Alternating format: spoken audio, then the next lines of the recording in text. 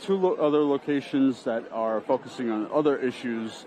And then they're going to meet up.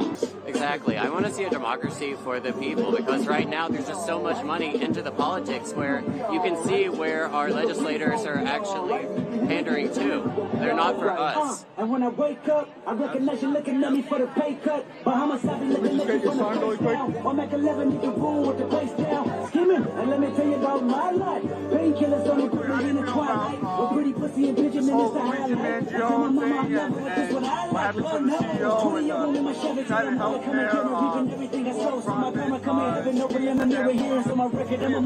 I think it's hilarious that he is, they gave him terrorism charges. However, literally like 2 weeks before, there was the Penny guy who was able to kill a homeless black man and get away with it. However, Luigi was able to kill a CEO, and he got put into jail and was labeled a terrorist. Defend, Divide, Oppose, it turned the page. Instead of the culture wars that they used to divide us, it opened everyone's eyes and made it the class war of what is really going on. That's why I'm inspired by the message. It's more of the class war of what it should be. Thank you. I don't like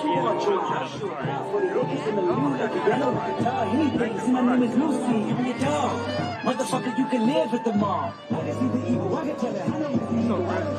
How are you? Good.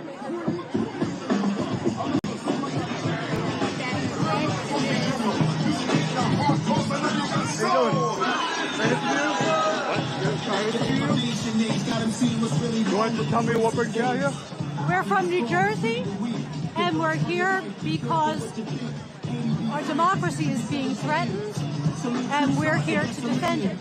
Joe Biden told us in his farewell speech, it's up to you now to stand watch, and that's why we're here. How do you feel? I mean, you know, we know Trump is dangerous, and they keep talking about the threat to democracy, but yet everything they have done, the Democrats have done, have pushed him further into being more popular. What are your thoughts about the Democrats and how they handle this, and they kind of just pushing it off, you know, the threats to democracy? I'm a door knocker, and I've been knocking on doors for 12 years. And I will tell you, knocking on doors and talking to people, there's a lot of enthusiasm in my Republican town for Kamala Harris. However, there was also a lot of misogyny in my town. And I think what kept Kamala Harris out of the White House was that she was a woman of color. And at the end, I think there were men and women who stood in that booth.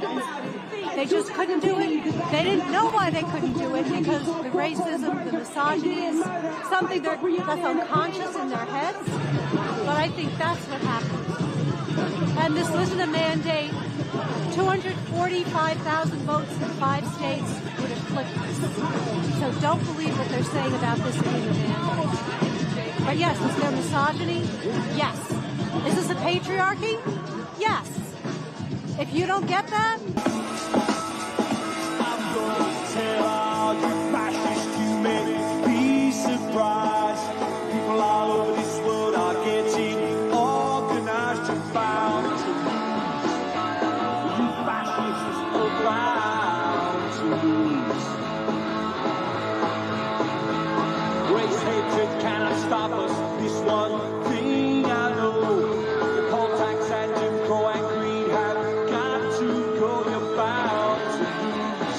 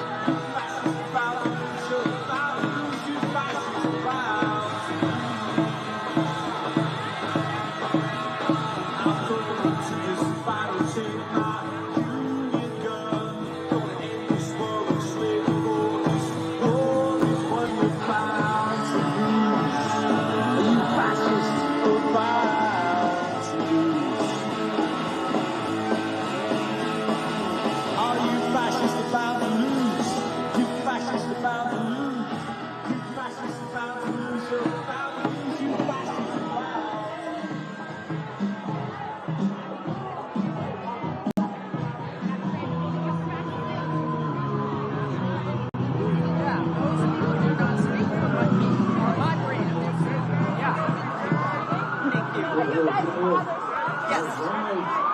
right, how do we do that?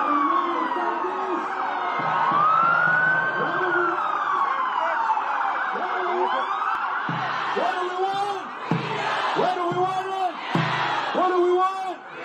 What do we want it? That's right. All right, everybody. So my name is Isaías Guerrero, and we're about to get this party for freedom started. Are you ready? All right. So first of all, we're going to have a series of speakers that are fighting every day with organizations all across the country here in D.C. This is the anti-militarization, pro-immigration, pro-LGBT, pro-environment, and democracy, and everything else in this space. We're going to celebrate. So first of all, I want to pass it to my fearless leader, Ana Lilia Mejia, who is the director of Popular Democracy, which is an organization of 50 organizations all across the country that are fighting every day for a better tomorrow and a better today. Give it up for Ana Lilia! All right. All right, compañeros en la lucha, ¿sí se escucha? All right. There you go. You also get a Spanish lesson. Okay. All right, brothers and sisters, family, there's not a lot to say. One, I cannot believe we're still doing this bullshit. Two, I will keep coming back for my country. And we have to know, today we march, tomorrow we connect with neighbors, and in 93 weeks, our midterm elections. So let's cut to the chase. Today, to march, to talk is not enough. You have to take action. 90 million people did not show up. We have 93 weeks. It's okay, y'all. They did not see themselves reflected. We must run our issues as the candidate. It is our country. It is our life. It is our planet. It is our democracy. Are you with me today? All right. So, as an organizer, I have the equivalent of an authorization card. Y'all, I started out as a union organizer. So I'm going to ask you, because I know you have your phone in your hands, to please text this number out of curiosity, out of solidarity, out of the optics, because I'm looking at you right now. The number is 25463. We're going to do a little call and response. What's the number? 25463. Text the word lift to 25463. I'm just, for your picture. All right. Lift at 25463. Y'all, we have 93 weeks. We have a mission to undertake. And it is our nation, democracy, constitution, our children, our future. Be a good ancestor, y'all. Let's be good ancestors and protect democracy. Thank you, compañeros en la lucha. Handing it to you. All right. Now we're going to give it up for Una Osato and Morgan Basichis of Jewish Voice for Peace.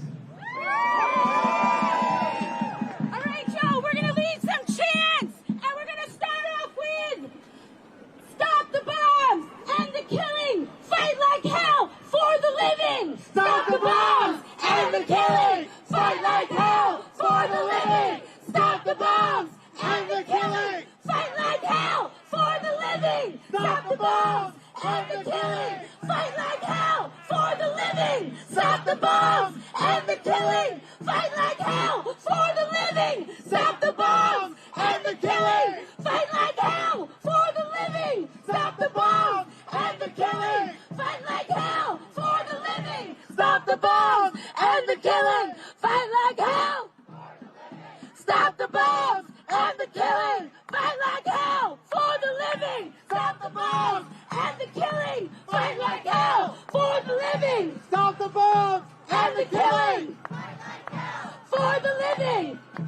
When immigrants are under attack, what do we do? Stand up, fight back. When immigrants are under attack, what do we do? Stand up, fight back. When trans people are under attack, what do we do? Stand up, fight back. When trans people are under attack, what do we do? Stand up, fight back. When queer people are under attack, what do we do? Stand up, fight back. When queer people are under attack, what do we do? Stand up, fight back. When Palestinians are under attack, what do we do? Stand up, fight back. When Palestinians are under attack, what do we do? Stand up, fight back. When black people are under attack, what do we do? Stand up, fight back. When black people are under attack, what do we do? Stand up, fight back. When women are under attack, what do we do? Stand up, fight back. When women are under attack, what do we do?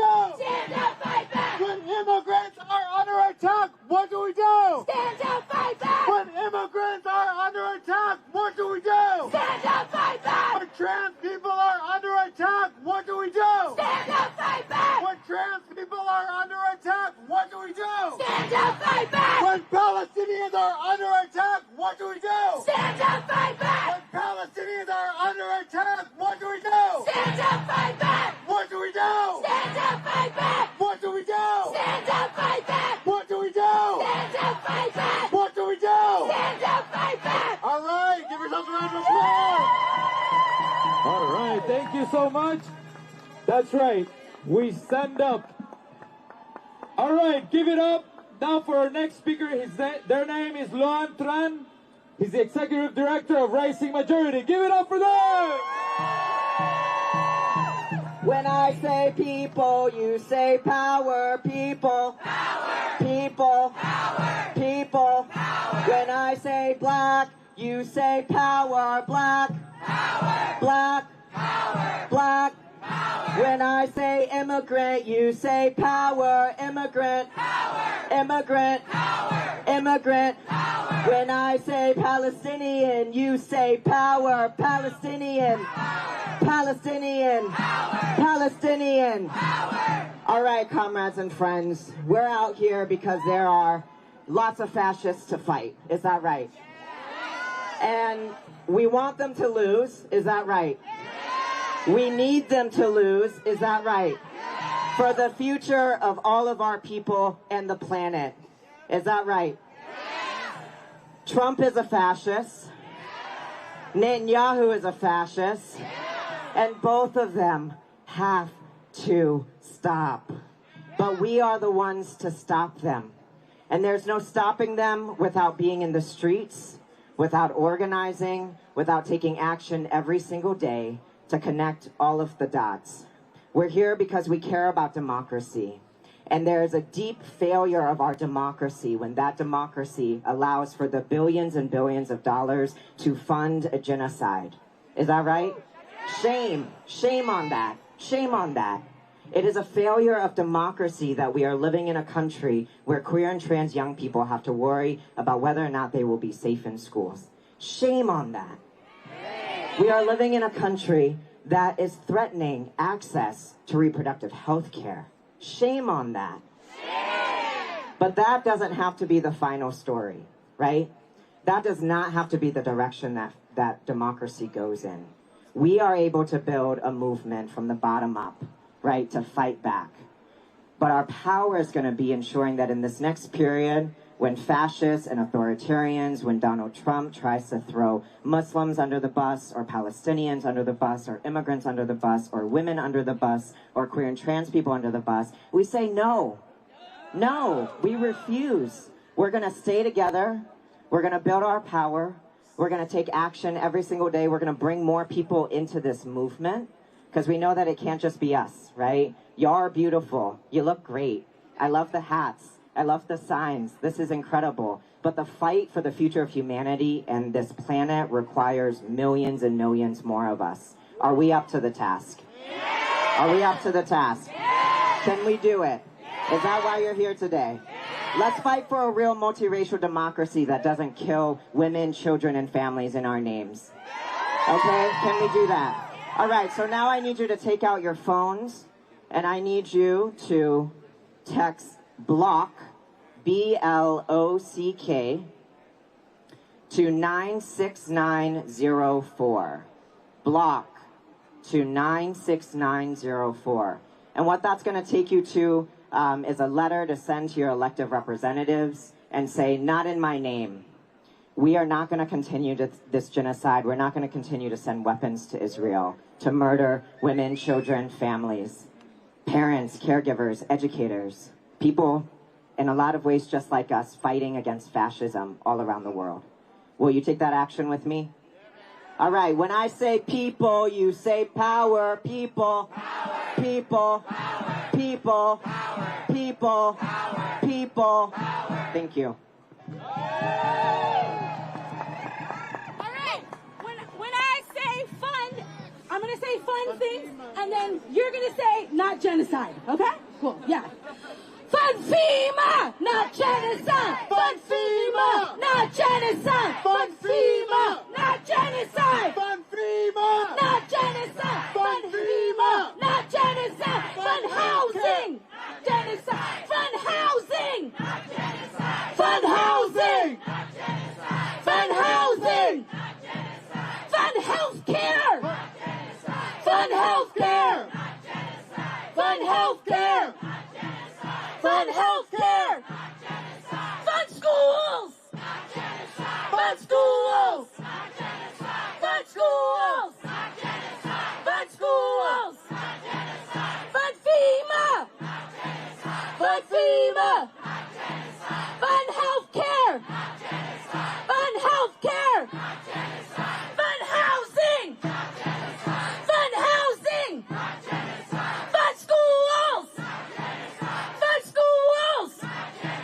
Okay, chat with me the whole time. Fund housing, not war. Fund housing, not war. Fund housing, not war. Fund housing, not war. Fund housing, not war. Fund housing, not war. Fund housing, not war. Fund housing, healthcare. Fund healthcare, not war. Fund healthcare, not war. Fund healthcare, not war. Fund healthcare, not war. Fund healthcare, not war. Fund healthcare, not war. Climate, fund climate, not war. Fund climate, not war. Fund climate, not war. Fund climate, not war. Fund schools, not war. Fund schools, not war. Fund schools, not war. Fund schools, not war. Fund schools, not war. Fund schools, not war. We're gonna say stop arming Israel. You say let Gaza live.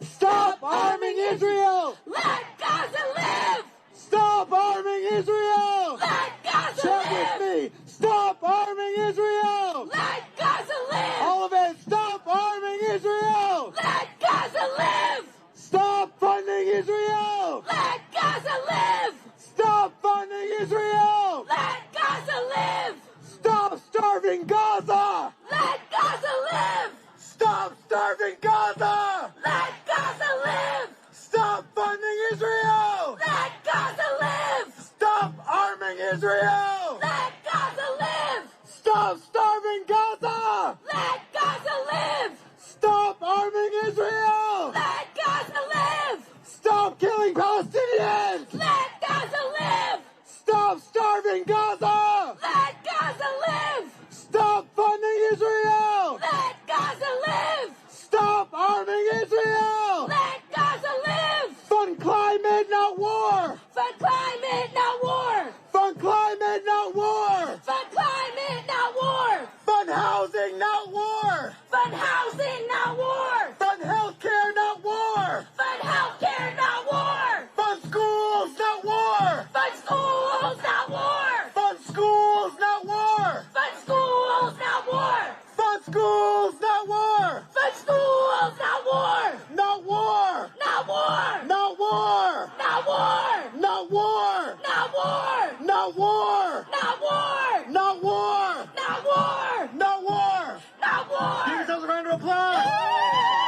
All right, thank you so much.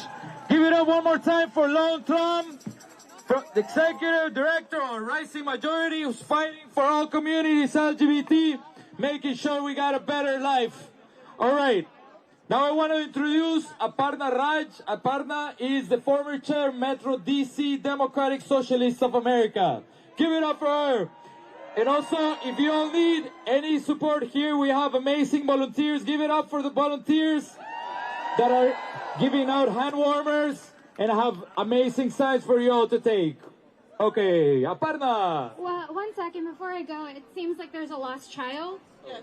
Thank you. We have lost child. He is about 2 or 3 years old. He is wearing a red jacket and a red and black jacket with cornrows. So please can you help us find him? His name is Caden. If you locate him, please send him to the far corner, on that corner where the Communist Party banner is. Thank you. What's his name? His name is Caden. All right. Small African American. Oh, we found him? We found him, yay! All right, Caden! Thank you all so much for being here today, showing peace and unity and building our community.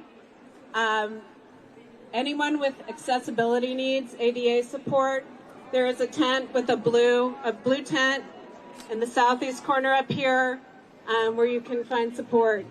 Thank you. Oh, and if anyone needs support right now, we have a volunteer here who can help you move over to that location. Have a wonderful time, everybody. All right, thank you all for that community support. I stand here today as a daughter of immigrants, as a queer woman, as a renter, and as a union member. And the reason I say all that is because we've been seeing a lot of racist, transphobic, xenophobic fear-mongering and rhetoric from the right and also from some Democrats as well. And when we see that, we have to instead choose solidarity with each other.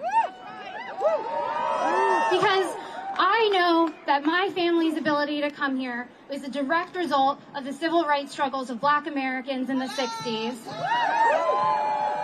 And that our ability to stay here is directly connected to the way that we treat undocumented immigrants and people seeking asylum today. Because if they villainize one of us, they are villainizing all of us. I know that my right to abortion and my bodily autonomy is directly connected to the bodily autonomy of my trans and non-binary siblings who need health care, who need employment protection, and who need to just be able to live their lives. I know that when the Prime Minister of India is turning my family's home country into a Hindu nationalist fascist state, he is looking at Israel and their treatment of Palestinians as a model. And that Palestinian liberation is directly tied to our liberation. And I know that the reason why the rent is so high, why wages are so stagnant, is not because of any of the communities that these right-wing reactionaries are trying to fearmonger about and scapegoat. It is because of these reactionaries. It is because of people like Donald Trump and billionaires and CEOs like Elon Musk, who are hoarding all the wealth to themselves while so many of us are on the brink. And the money that our country spends on war and bombs and death could instead be used to help people live. It could be used to make sure that nobody has to sleep outside, that nobody has to live in slum conditions, but that we all have green social housing. It could be used to make sure that our kids can go to schools with functioning heating, with ceilings that don't cave in, where they get nutritious meals every single day. It could be used to make sure that nobody goes bankrupt because of a medical crisis, and that nobody has to choose between food or rent or medicine. And it could be used to actually invest in fighting the climate crisis so California isn't on fire and North Carolina isn't underwater. And they are trying to pit us all against each other. All of these Donald Trump, everyone who's right-wing, who's conservative, is trying to make us see each other as enemies because their worst fear is us coming together. Their worst fear is every single one of us, shoulder to shoulder, marching today, but fighting tomorrow for a better world that works for all of us. For a multiracial working class movement where we all get what we deserve, Medicare for all, a homes guarantee, a Green New Deal, a union for every single worker, a country that invests in people instead of in the war machine. That better world is still possible, and we're not going to stop fighting until we have it. Give it up for Aparna! That's right, that's a very clear analysis of why we need to fight for everybody. Okay, one more check. We're gonna do no more weapons, no more war. Arms embargo's what we're for. No more weapons, no more war. Arms embargo's what we're for. No more weapons, no more war. Arms embargo's what we're for. No more weapons, no more war. Arms embargo's what we're for. No more weapons, no more war. Arms embargo's what we're for.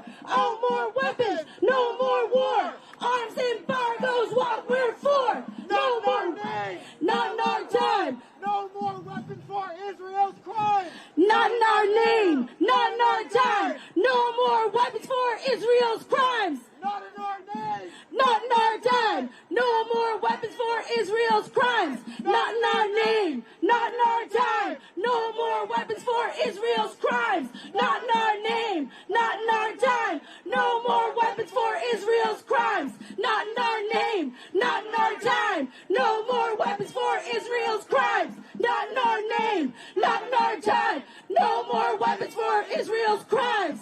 Thank you.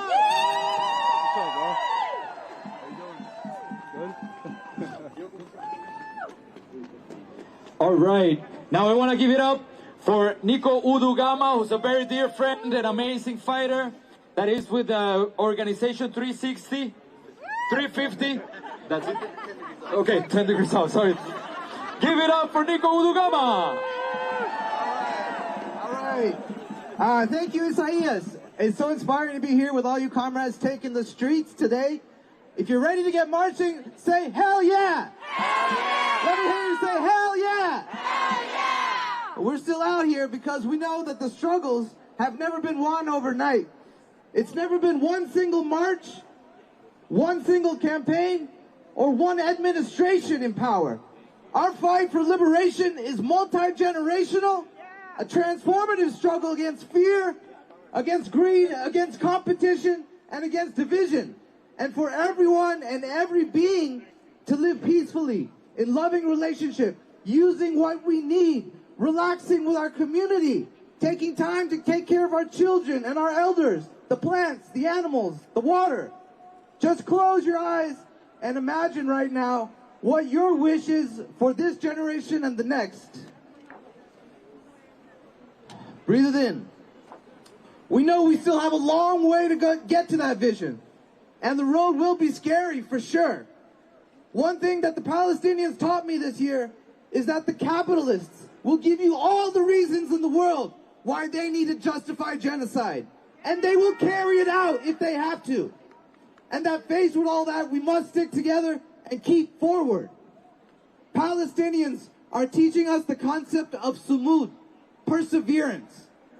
After every bomb, every police gun, every hurricane, every wildfire, we must pick up and continue forward, planting seeds in every crack the capitalists make in this earth.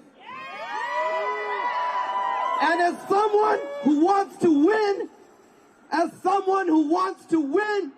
I know that to move forward, I cannot stand for climate alone. I must connect the dots.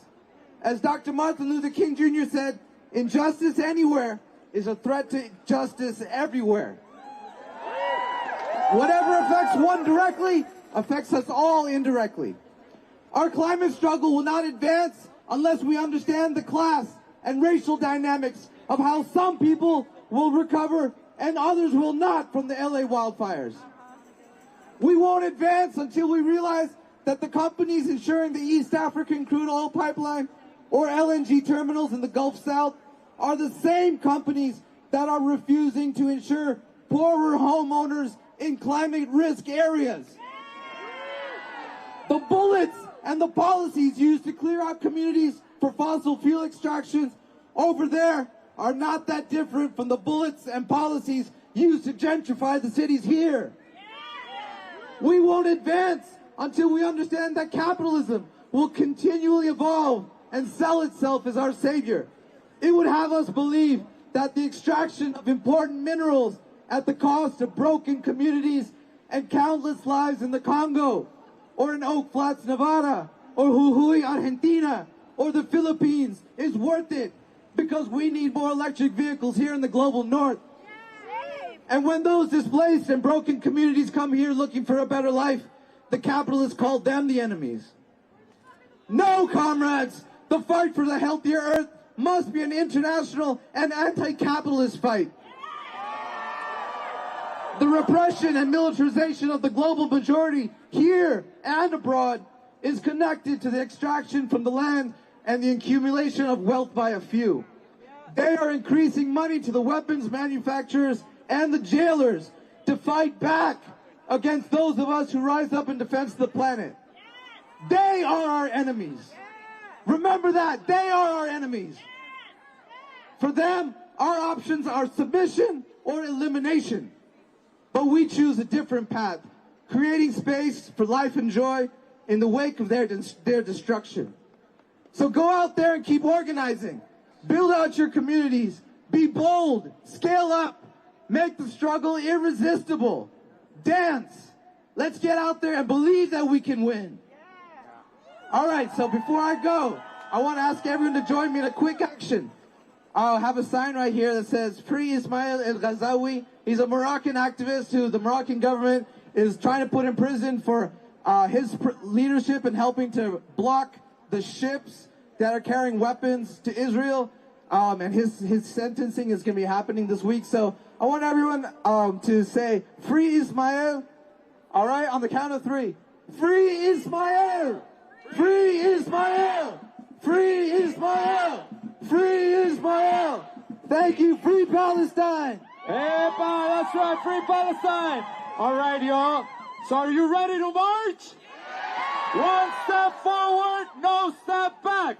One step forward, no step back. One step forward, no step back. Okay, we're gonna do a little mic check. Mic check! Mic check! Mic check! Mic check! Mic check! Mic check! All right, everybody turn 180 degrees. We're gonna be marching and waiting for the instructions of the front marshals to guide us into the march, into the Lincoln Memorial. Are you ready? What do we want? Where do we want it? What do we want? Where do we want it? Thank you all so much for this wonderful space. Let's keep fighting for justice and democracy. Can you do an interview? So just start off by telling me your personal reasons for being out here and protesting. I am here to protest on behalf of Palestine and the Palestinians. They have been done an incredible injustice for the last over 100 years. It's time for us to fix that. What do you think about Democrats basically lost because they wouldn't change their policy on genocide? That's what I think. I did not vote. I had been voting Democratic, and I completely changed my party, and I did not vote for them because of that. And what are your fears about the incoming Trump president? I am afraid that he will cause this country to fall apart entirely. He doesn't have the sophistication. He thinks he can run a large corporation just by fear and by demands. He doesn't realize how complicated it is to have a functioning society. And obviously, he doesn't have the interests of the people of the United States, far less the people of the globe in mind. Absolutely. So we have Elon Musk, all these billionaires, Jeff Bezos, Mark Zuckerberg. They're going to be on the stage behind Trump at the inauguration and have donated millions to him. Yeah. What are your thoughts on big tech basically kissing Trump's ring? It is really the epitome of, in my mind, it's like there's this big sucking of all the wealth that is generated by all of us who produce, create things, up to the billionaire class. And then what happens is they can dictate what they want, and this happens at other levels too. You look around universities, all the buildings are named for millionaires or billionaires, and that is not how it should work. It should be that we, the people, we fund these institutions, and we have a say in how those monies are spent, and we should pay our taxes. And that is how civilization is built. Civilization is built on taxes or slavery, and we're going in the direction of slavery right now. Right, and that would lead to my next question. In Biden's farewell address, he warned of an oligarchy forming in America. We have massive levels of income inequality and major increase in homelessness. Isn't America already an oligarchy? Yeah, I think Biden did a pretty good job of catering to the oligarchy, and he didn't do enough to solve these issues, exactly, especially by sending billions of dollars to Israel. Absolutely. Thank you very much for speaking. Thank you. Do you want to give your name? Sure. My name's Isabel Kay. I'm from San Diego. All right, guys, the march is on the way. Make sure you smash that like button, share this live stream. Also, if you are not already subscribed to our channel, subscribe now. The only way this work is possible, this on-the-ground work is possible, is because of you, the viewers, the members. If you are not a member, please consider becoming a member. StatusCoup.com/join. Sign up as a member for $5 a month. Free, free, free Palestine. Free, free, free Palestine. All right, so I'm going to run up ahead. Excuse me, sorry.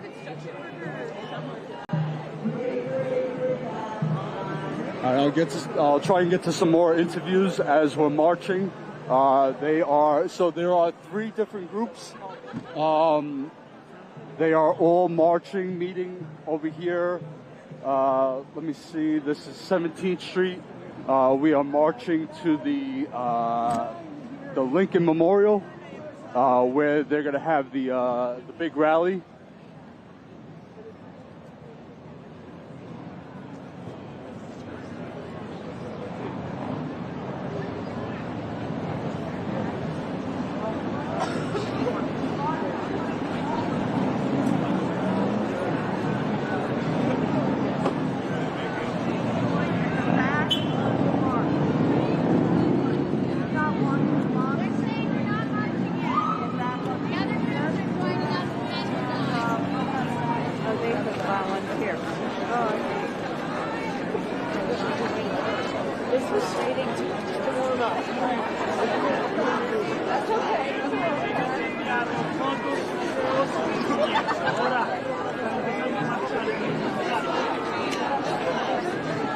They said we're not going yet. We're waiting for the others to get here. We're not going yet. Okay.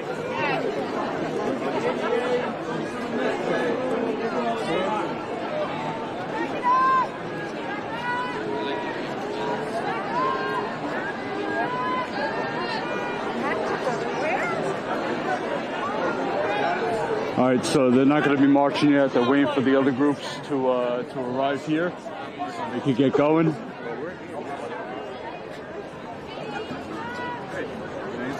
Sure.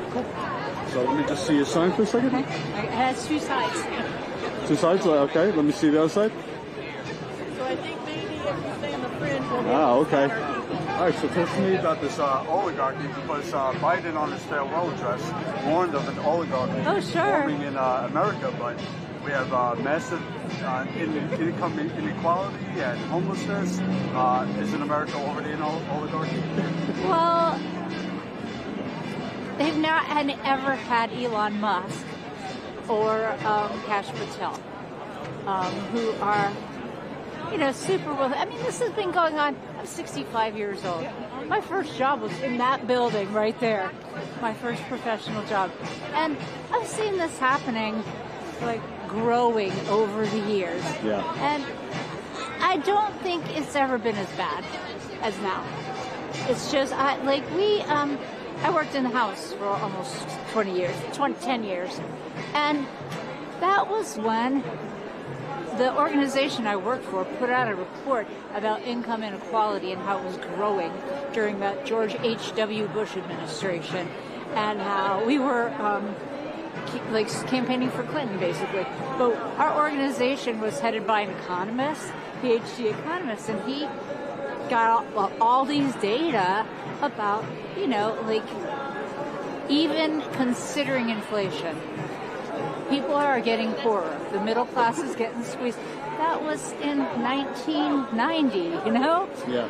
And it's just gotten worse and worse and worse. I bet if you did those same charts and graphs again today, they'd be even steeper decline for the regular people, like an X, The rich people, the regular people, the poor people. Right. Yeah. It just got worse over time. Yeah, exactly. And do you trust the Democratic Party to actually fight against Trump? I do. On behalf of working people? I do. Yeah. And in fact, Joe Biden said this himself the other night in an interview, that they did a lot for regular people. All the stuff in the can't think of what it is. The bill with all the projects, and the two different bills. They're going to rebuild bridges and roads and stuff, but they don't advertise that very well. And that's going to help regular people because their local taxes won't go up so much to fund that sort of thing. And it's things that need to be done. Rural broadband. I live in a very small community in the Florida Panhandle, and a lot of people didn't have it until now. So there's all those things that people don't really know about. And Republicans are taking credit for, too. The repaired bridge gets open and the congressman who voted against it is standing out there look what I did, Yeah. So I do. I'm a lifelong Democrat. I work for a Democratic organization in the House. Nancy Pelosi is my hero. Really. I watched her claw her way up into the House leadership. First woman to do that. And I think, not to be sexist, reverse sexist, I think we need more women in government. It's grown a lot, but I don't know, just sort of, not to categorize people, but in general, women are more outwardly compassionate and empathetic and all that. Men may be, but it's more internal, is what I view things as. So, yeah. Do you think it's have Trump 2.0, this Trump presidency again because of the Democrats refusing to change their stance on genocide? No, there weren't enough votes to change that. I mean, it was one of the issues, certainly. That's a complicated question, because I despise Benjamin Netanyahu. I do too. I do. But it's long been our policy that Israel is our ally, that we support, and it goes back to 1948, and then it goes back to the Six-Day War, and it's complicated. But hey, they got this temporary ceasefire, and that is a start. That is a start. And I think Gaza and its citizens have been treated deplorably, horribly. They fucked them over, let's just say. And I hate that. I do hate that. I understand why Biden taking the stance he was. But toward the end, even he's been criticizing Netanyahu, you know, especially when they had this deal. Now all of a sudden, Netanyahu said, wait a minute, you know. Yeah, he needs to go. Well, and people in Israel think he needs to go. Right? So hopefully that'll happen. And, you know, all this discussion about war, are we going to stop funding Ukraine? Because I think that's a war we need to help them fight. You know, because otherwise Putin is going to... Yeah, I've been to Ukraine. I covered the war, and I know what the people are going through. Yeah. And if we're defenders of human rights and freedoms and all that, what we say we are, we should be helping people in need. Exactly. And you know, I mean, it's complicated. I grew up toward the tail end of the Vietnam era. I wasn't old enough to really be involved in the protests and everything, but I know about it, you know, and that was an unnecessary war, if you ask me. It was fighting communists, you know, and all the Reagan administration did in Central America. I always say they were mucking around in Central America, you know, and Iran-Contra and all that. I have a friend who, I live in Apalachicola, Florida, in the Panhandle, and he had been there. He was Salvadoran, not undocumented, been there for 20 years, worked himself up from nothing to, he's a manager at our local Piggly Wiggly, which is the only one of the managers. And all of a sudden, one day, ICE came and took him away. They wouldn't tell his wife. They kept moving him from place to place, you know. First, like in our county lockup, and then he ended up like in New Orleans and stuff. It was really hard for his wife, and they had 2 kids, and they finally deported him. And the thing that made me sick was they, a whole bunch of us, his wife, not really having the money to do so, found an attorney who would work for her pro bono. An immigration law specialist, and we tried and tried. Everyone who knew his name was not this, but everyone called him Pancho, and his name was longer. But we all wrote letters and, you know, did everything we could, and then one day we see an article. And what they did was they had him standing on the steps of a plane he was about to be taken out of the country on, and like facing away from the plane, just standing there like in leg arms and, you know. And ICE is going to be, they're going to be deploying ICE for a massive deportation. I know. And all I can think of is Pancho. And you know what happened to him? He was convicted of war crimes. You know why? He was kidnapped by the Salvadoran army when he was 14 years old and forced to commit atrocities. And he's a 14-year-old.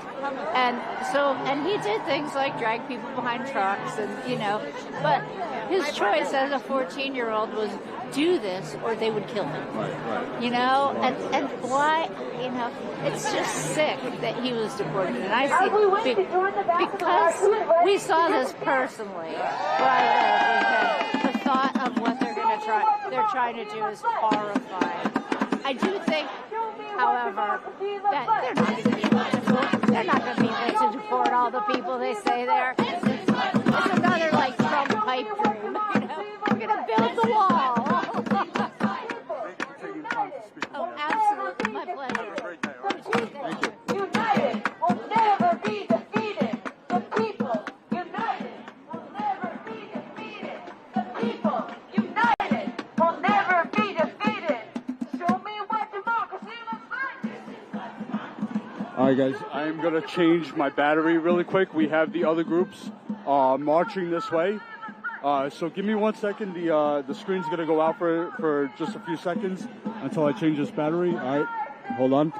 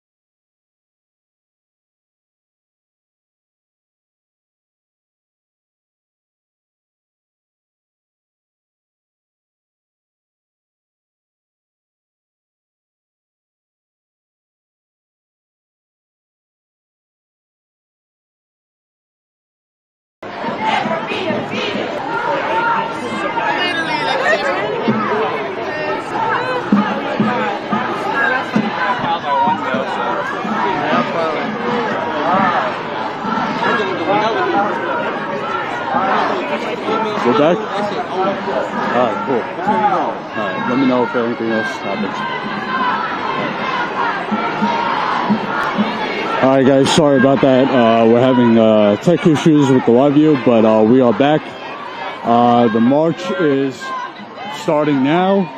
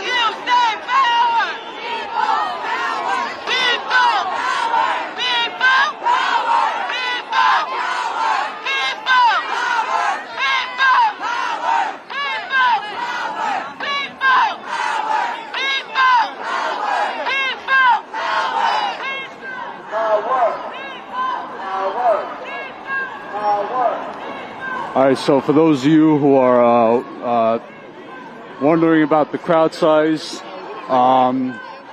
again, they had 3 separate groups rallying at different parks.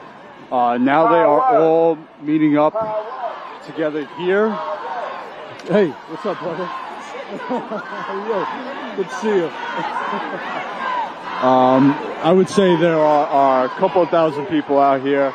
I have to get a better look.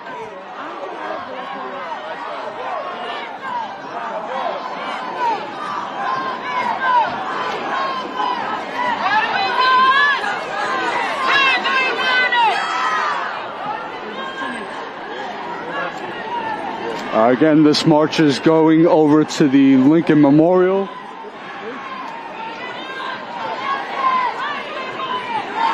So please smash that like button, share this live stream. We are live in Washington, D.C. This is the People's March.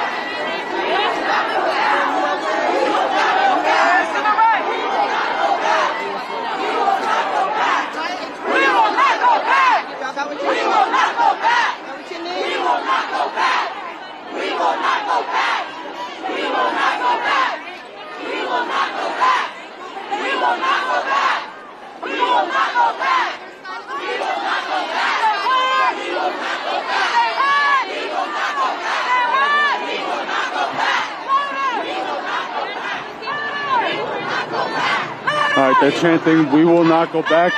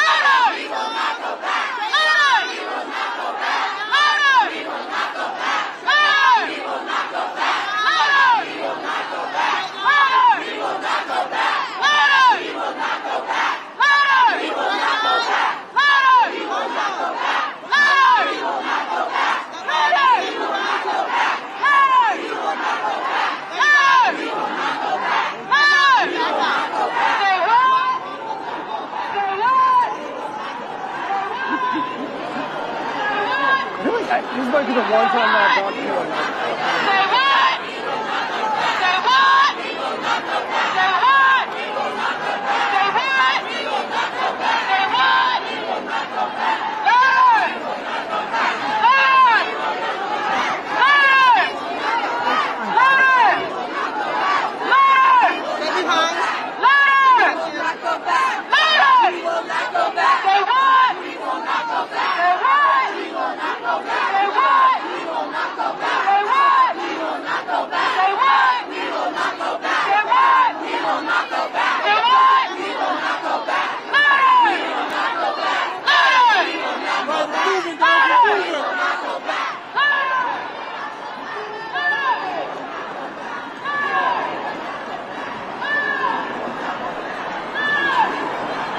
Nate, you should have worn a brighter hoodie.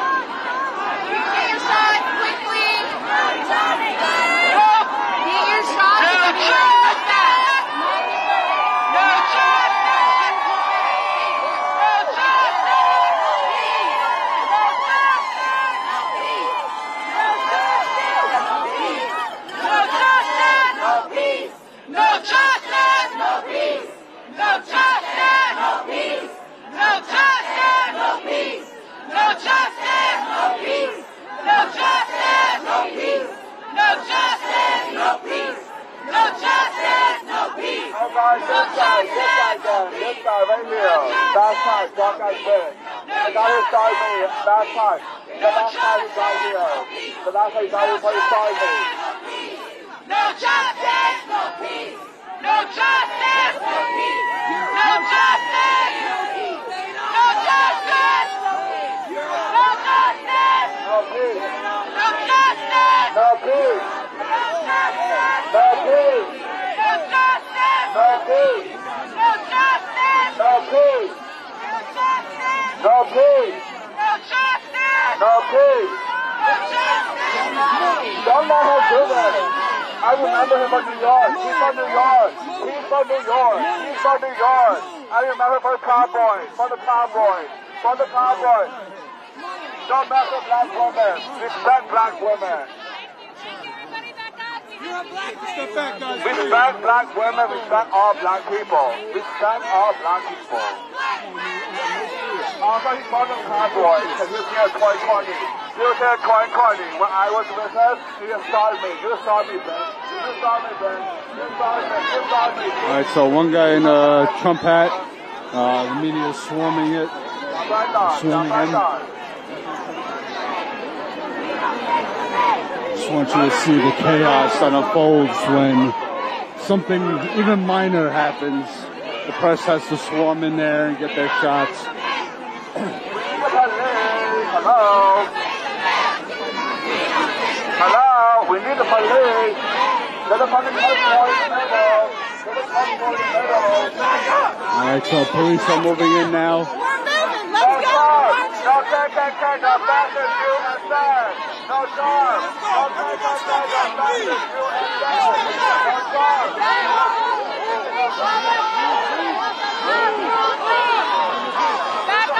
What the hell?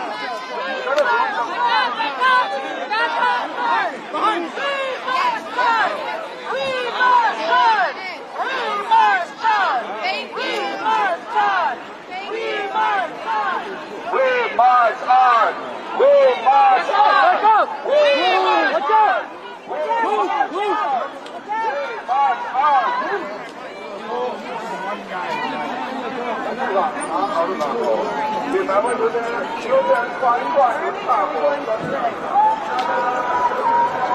Alright, I don't think he's under arrest. They're just escorting him away from the crowd. Got a little hectic over there for a second.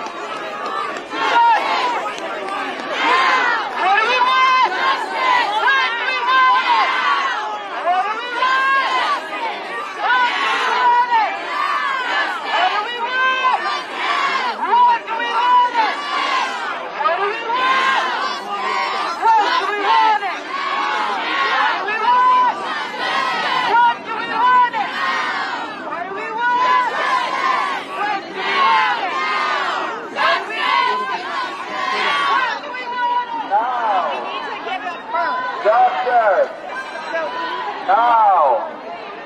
Justice. All right, so we are on 17th Street, passing G Street. For those of you who are familiar with D.C., so we are, the White House is on my left here. Again, they are marching to the Lincoln Memorial. I'm not sure exactly how far it is. Maybe another 25 minutes to get there. Copy. Copy. Copy.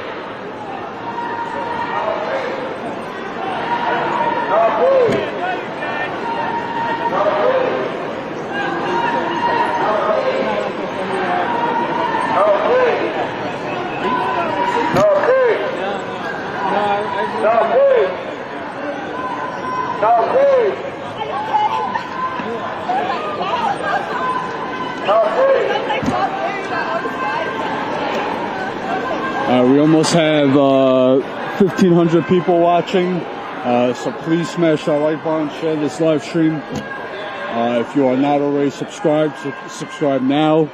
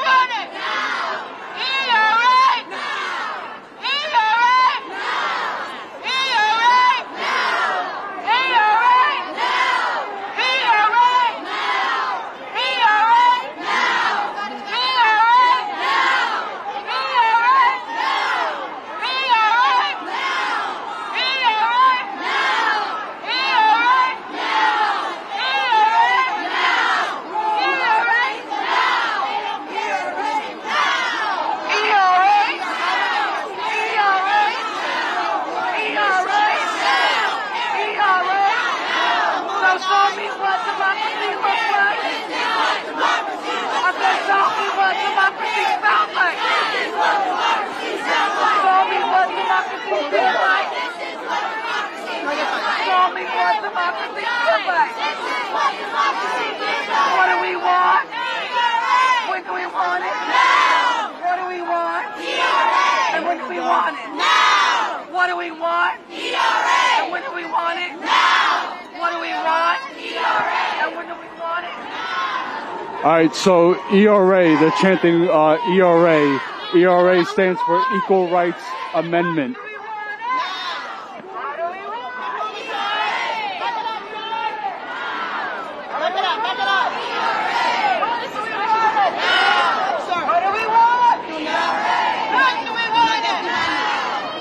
It's a little bit difficult to do interviews right now, but as soon as I get a chance, I will get back to doing interviews.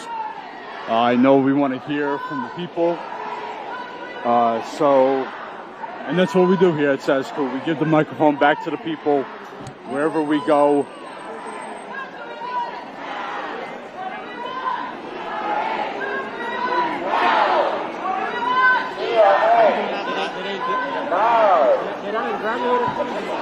We have the Washington Monument on the left here coming up.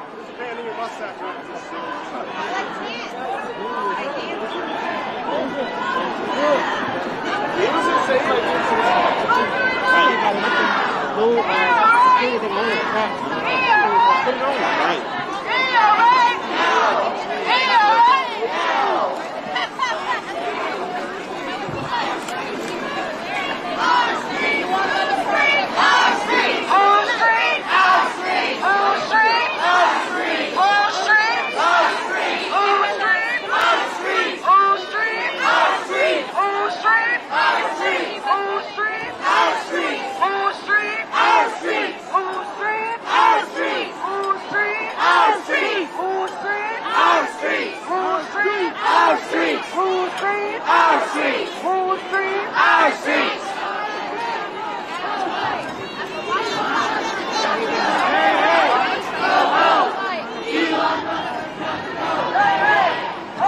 All right, now they're chanting, Elon Musk has got to go.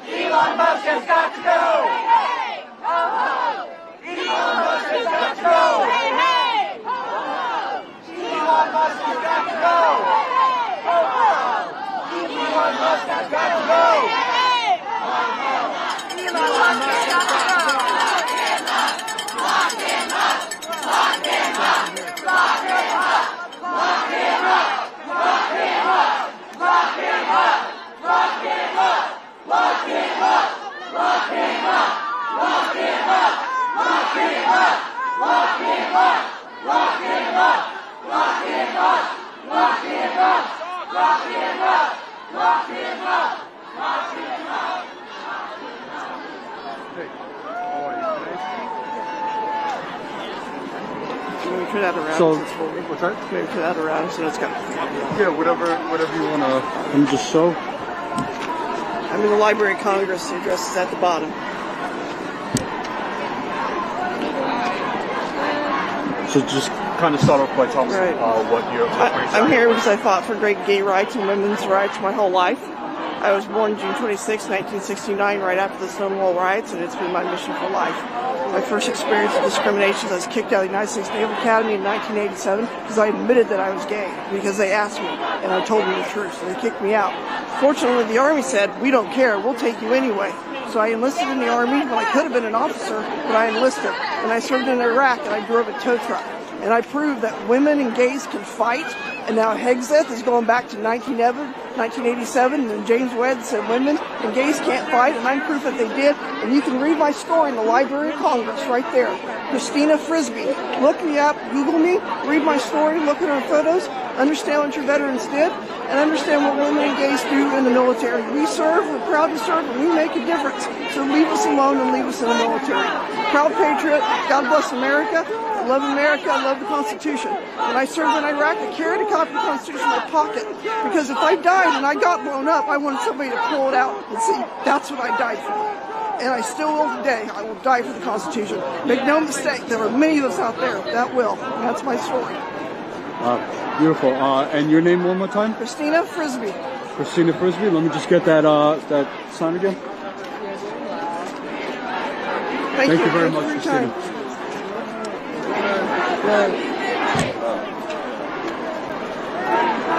We just passed the guy selling the small one. Red light for human rights.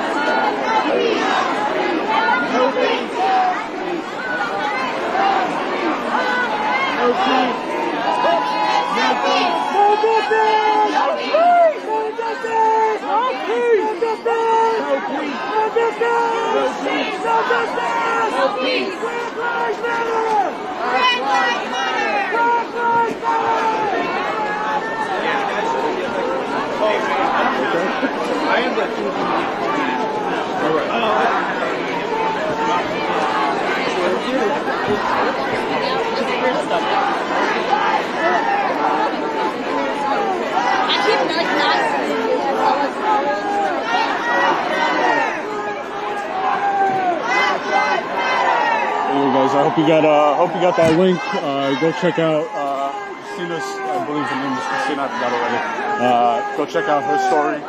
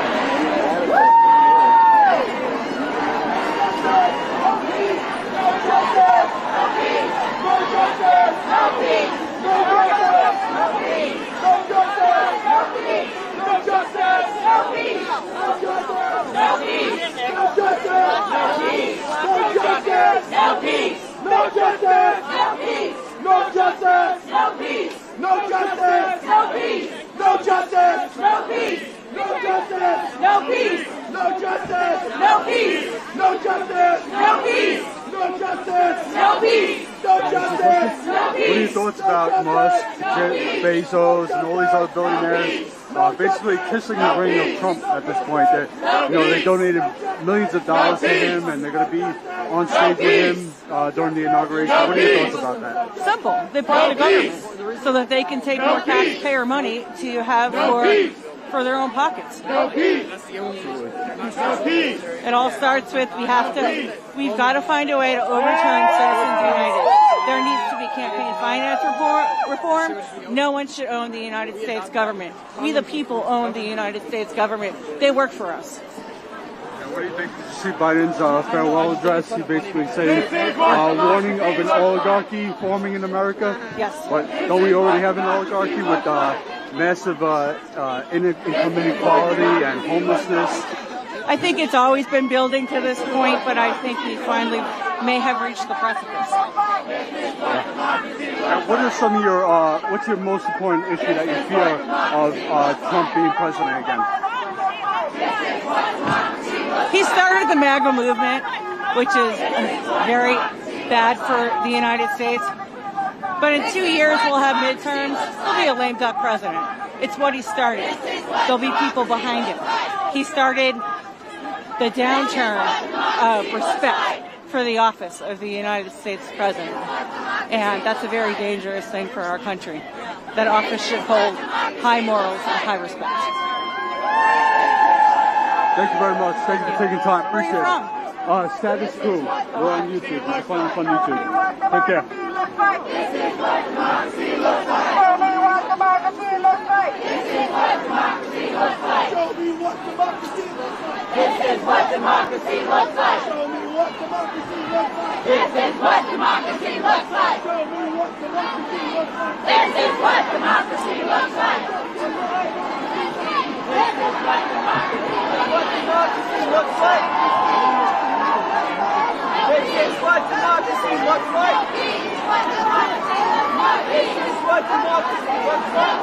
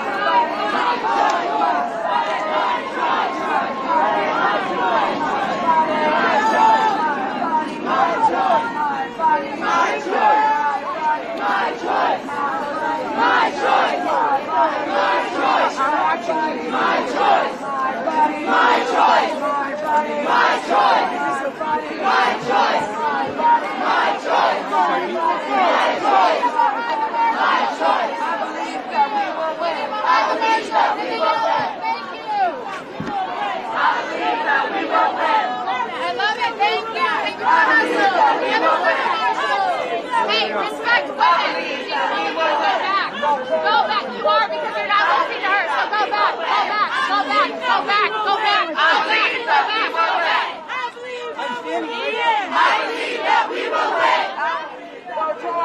All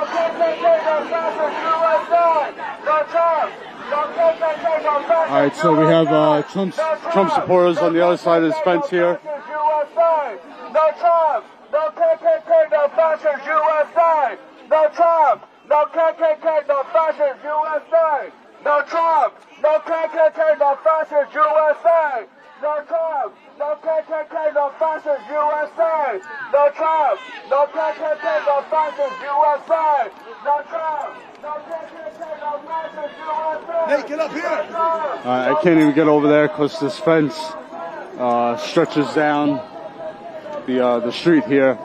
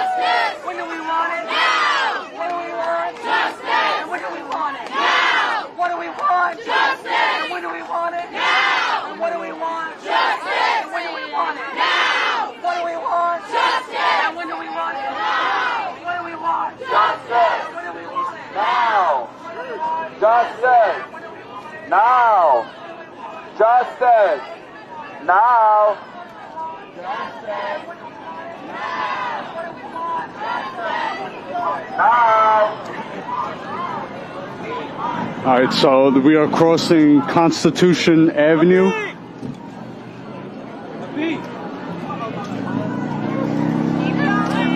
Fuck Donald Trump! Fuck Donald Trump! Fuck Donald Trump! Fuck Donald Trump! Fuck Donald Trump! Fuck Donald Trump! Fuck Donald Trump! Fuck Donald Trump! Fuck Donald Trump! Fuck Donald Trump! Fuck Donald Trump! Fuck Donald Trump! Fuck Donald Trump! Fuck Donald Trump! Haha, I got your attention! Did I get your attention? Did I get your attention? Did I get your attention? Did I get your attention? Did I get your attention? Hey, hey!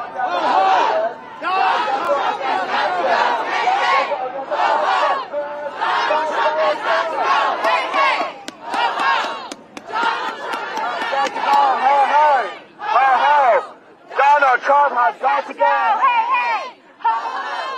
Donald Trump has got to go! Hey, hey! Ho, ho! Donald Trump has got to go! Hey, hey! Ho, ho! Donald Trump has got to go!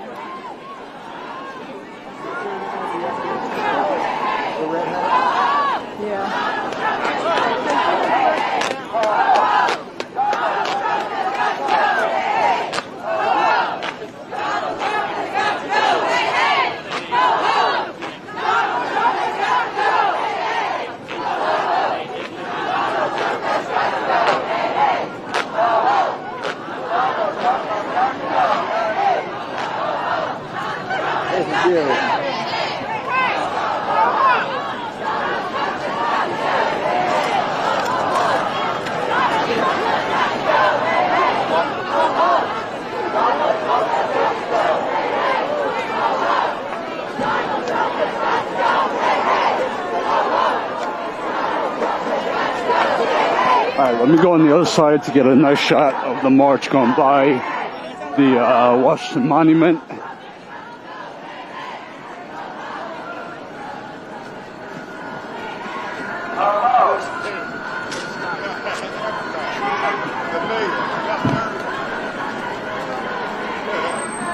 Anything. You could be all up front the whole night.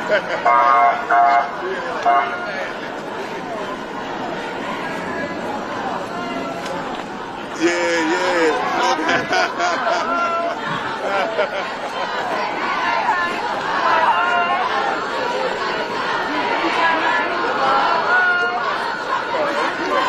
Sorry, now the vice make it popular. She does make it popular. Got to go! Hey! Donald Trump has got to go!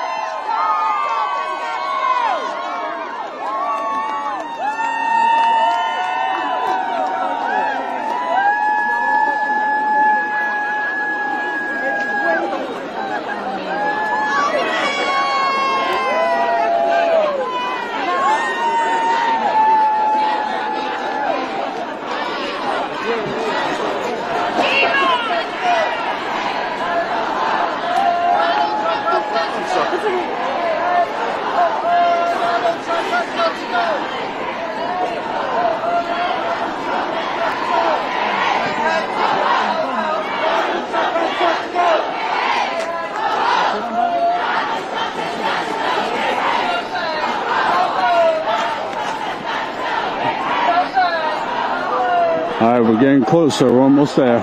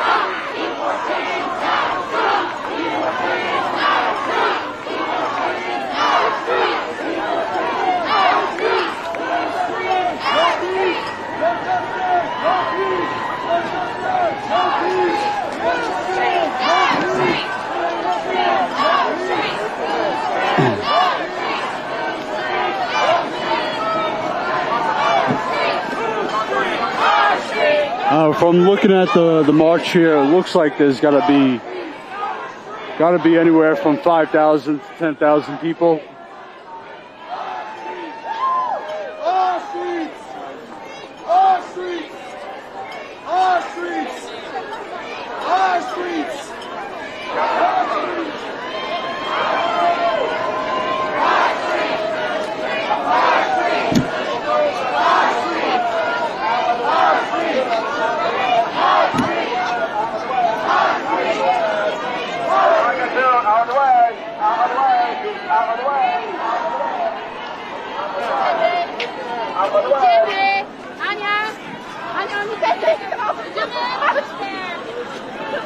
You don't know that.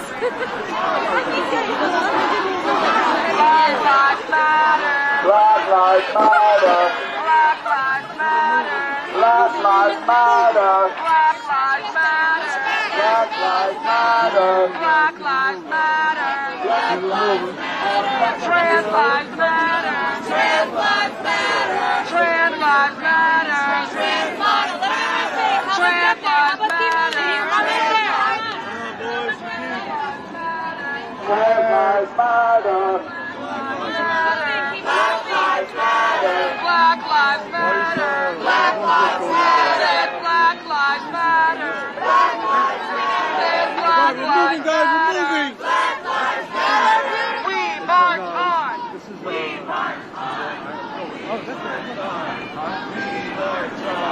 That's over on the other side, yeah. We march hard! We march hard! We march hard! All right, media, we're moving, guys. We're moving, my friend.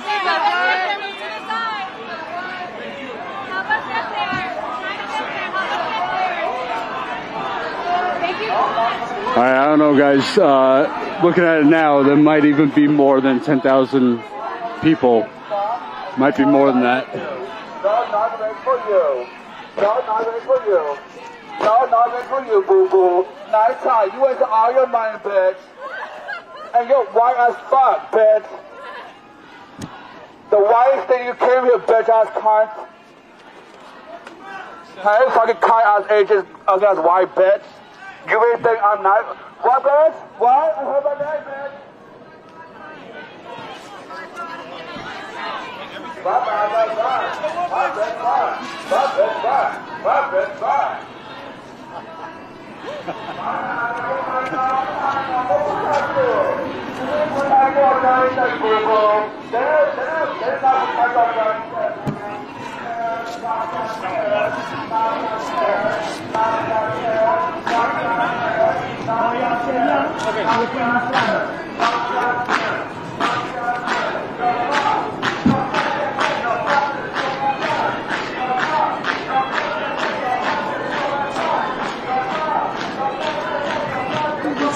Right there. Yeah.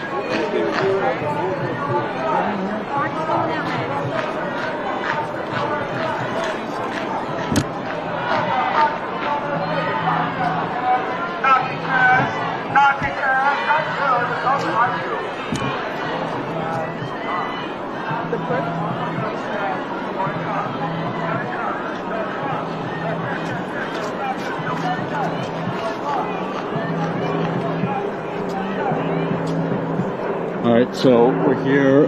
This is the reflecting pool.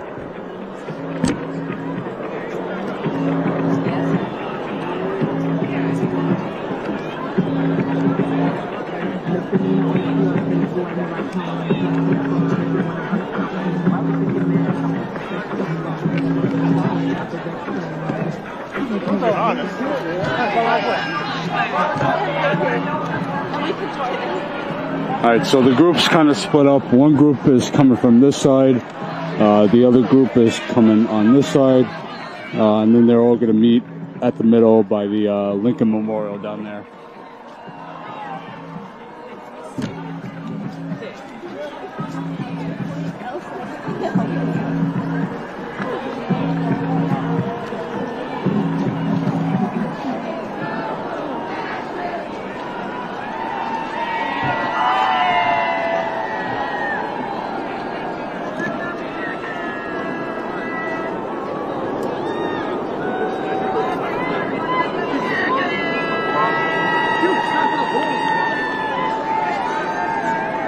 Dude, it's not even...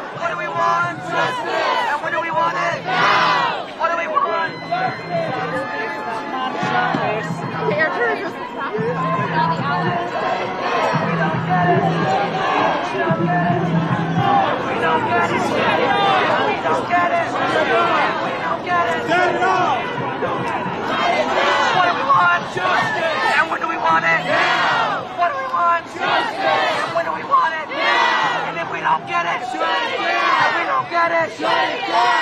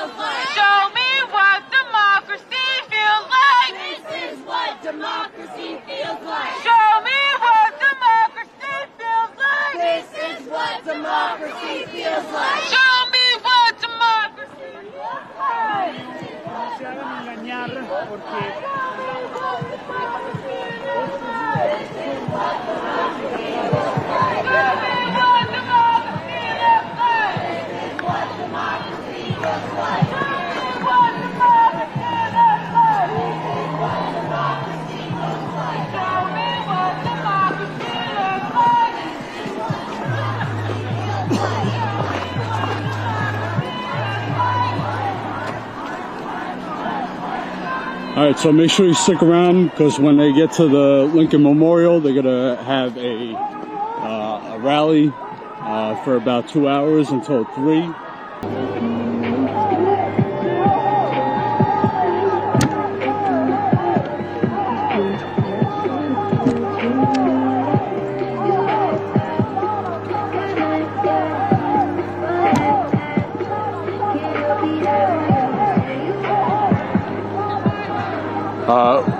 Just to let you guys know, tomorrow I will be live again, probably around the same time, 10, 11.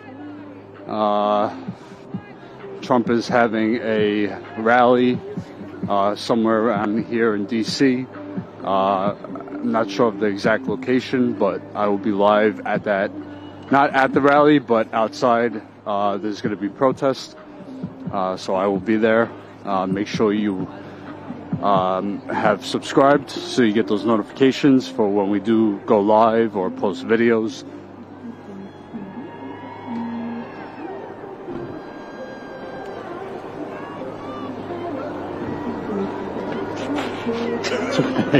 No.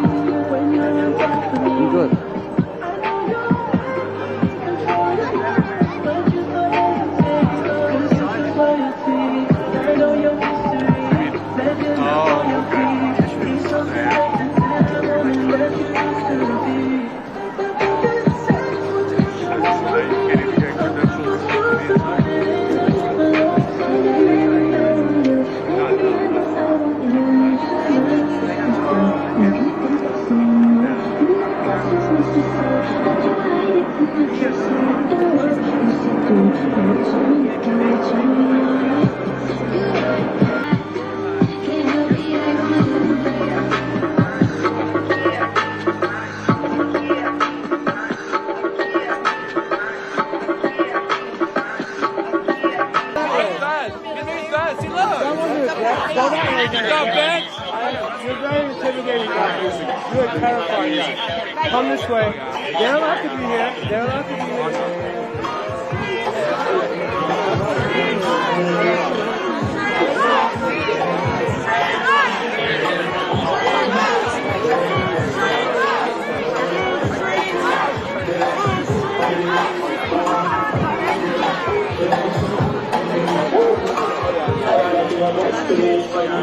Which one? If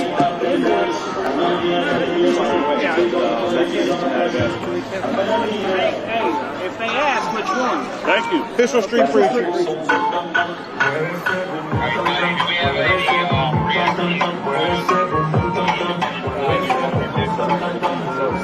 If you use the megaphone, go to that side.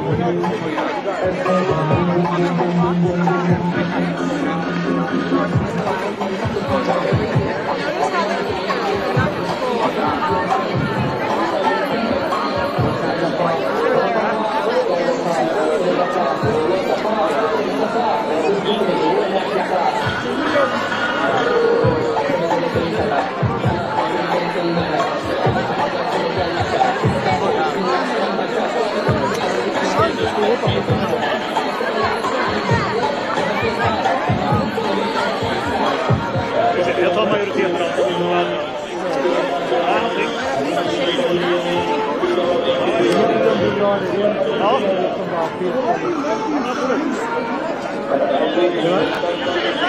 Our man is back in charge.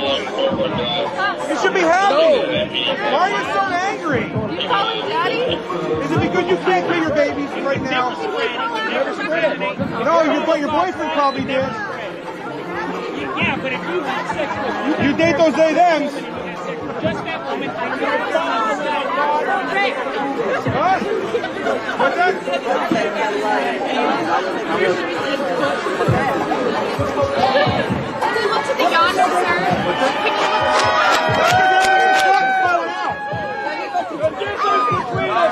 working girl and a working girl is the working girl gets paid. They dug up Granny for this one.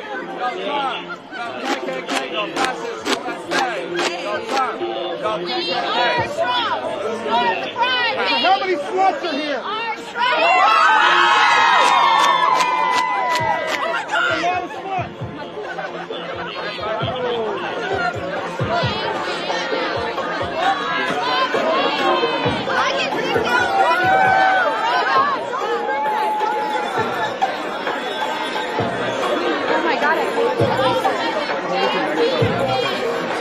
Oh my God!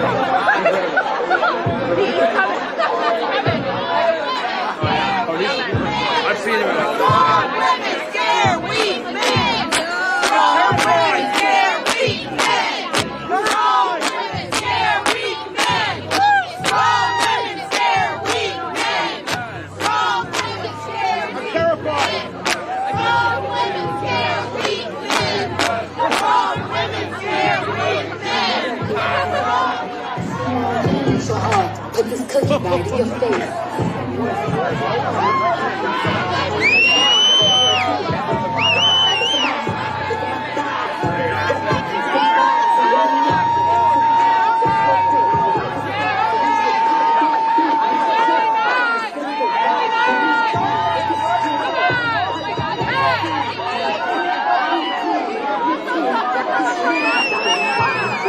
It's Cardi B. Alright guys, I gotta figure out where I'm gonna stand for this this rally. Looks like the speeches are gonna be right here in the middle.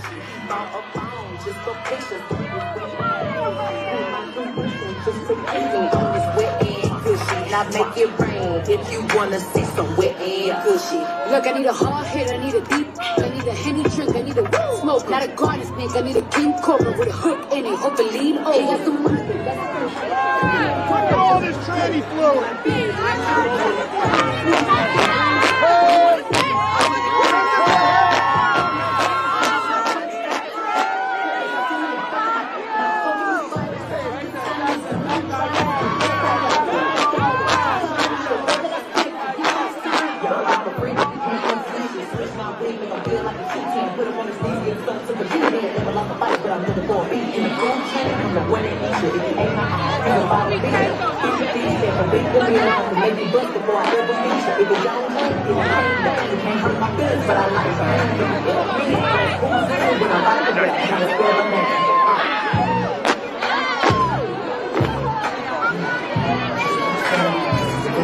Gushy, bring a bucket and a mop, put this foot in gushy. Got put this foot in gushy. Now from the top, make it drop, that's a wet and gushy. Now get a bucket and a mop, that's a wet and gushy. I'm talking wop, wop, wop, that's a wet and gushy.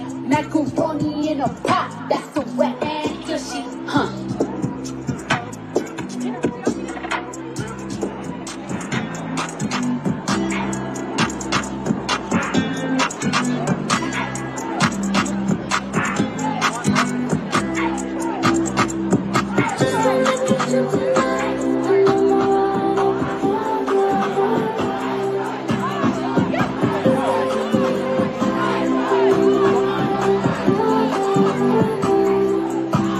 Who the fuck is this? I think I might know this bitch. Ice on his wrist, pulling up in the six. Talking about him packing like a flight for a trip. Said he don't drink, but he might.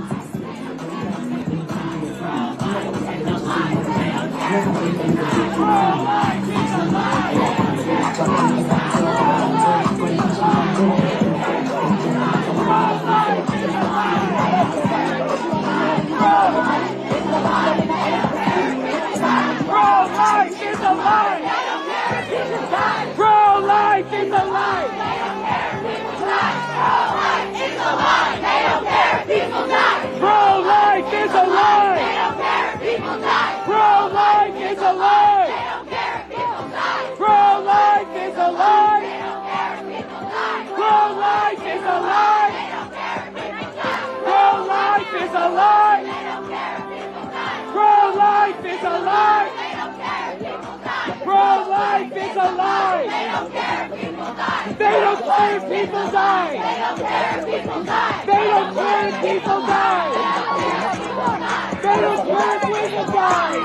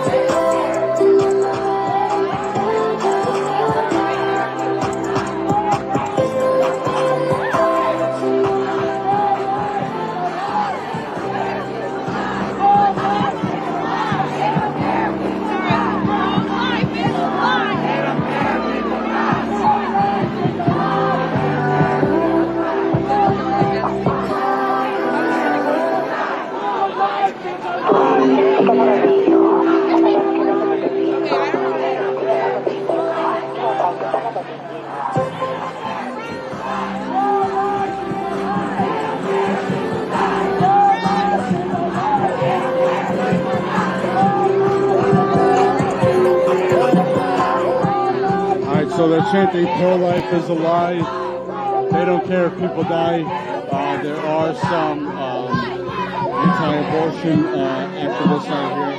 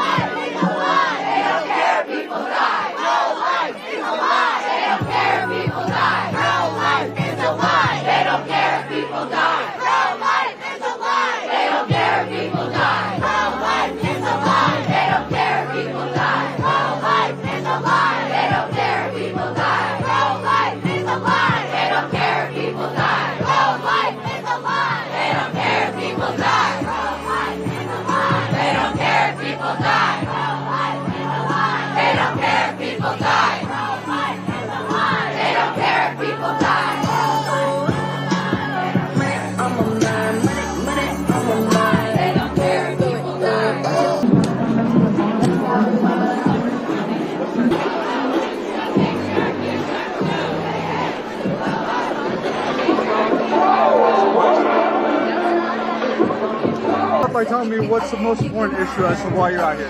Yeah, it's really the fascist rhetoric that we've had. Like, we haven't seen that. Like, we ended this in World War II, and we're hearing it all over again. So we got to start here. Well, we started with voting.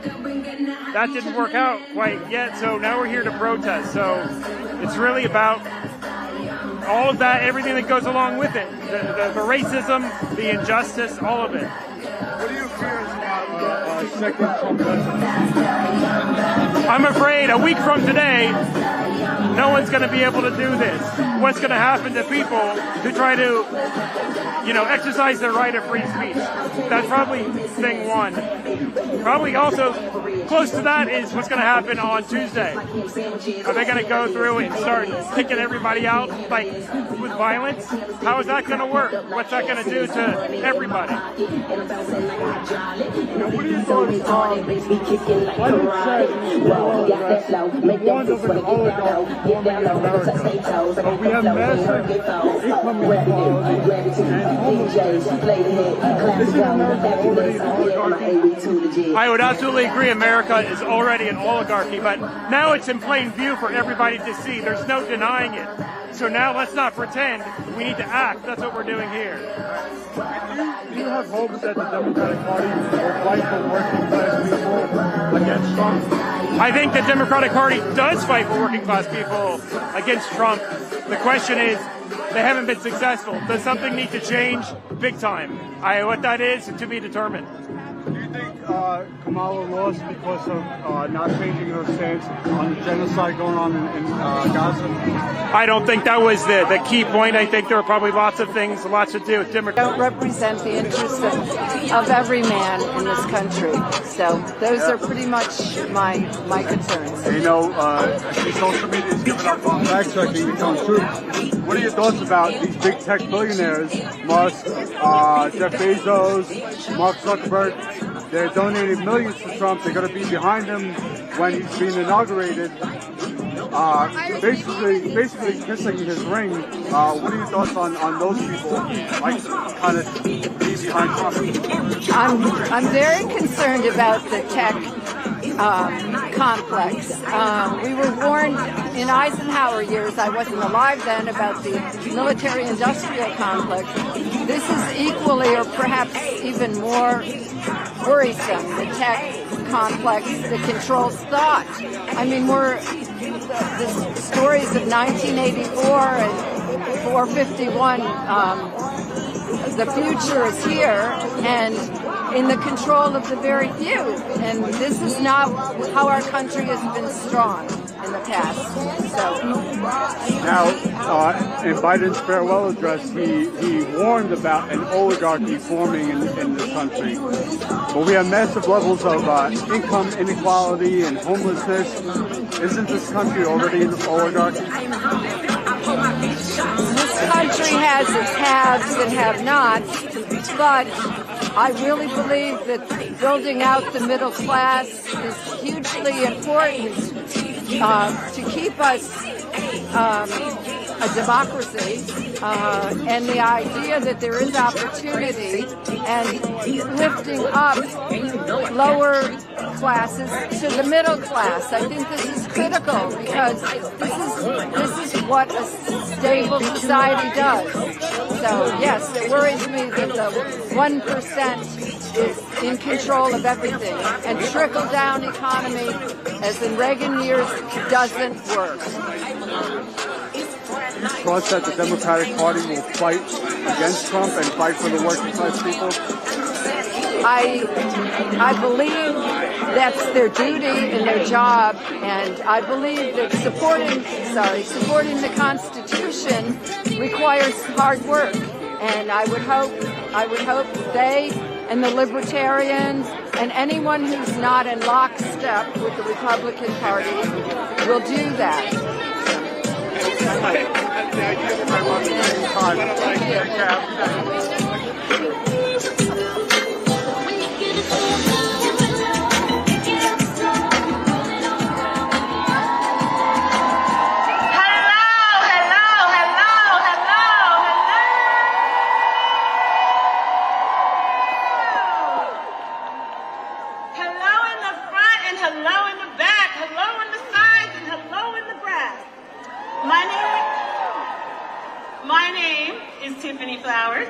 I am one of your proud, hi darling, I'm one of your proud co-hosts for today, and I just have a couple announcements. First of all, look to your left and look to your right and tell the person that's here, thank you for being here today. All right, let me see if I can get a better spot. And then... Yes, it's so glorious to see this beautiful crowd, and we promise what's happening here. We are going to start right on time at 1 o'clock. The beautiful thing is that there are still people joining us, and that's all we're waiting for. We are growing. We are growing. We are growing. So right at 1 o'clock, we're going to get started, but I just want to ask a couple of things. Please, we implore you to please stay off the ice. We do not need any incidents. We do not want anyone to get hurt, so please share the walkways. Be generous with your space. And try to keep each other safe today. So we do that? We can do that. Secondly, like I said, we are going to get started right on time. We appreciate your patience. We have about 12 minutes until the program starts at 1 o'clock as the crowd goes and keep joining. So thank you, Dana. Stay warm. We'll be right back. And we love you. Thank you for coming.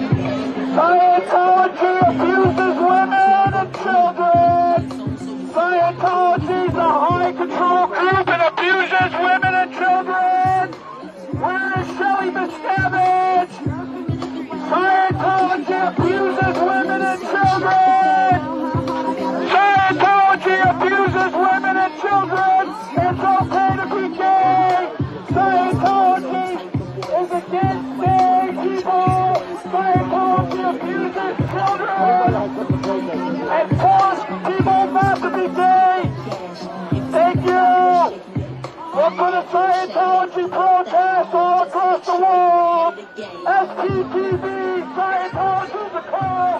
Thank you. Thank you for standing up for your rights.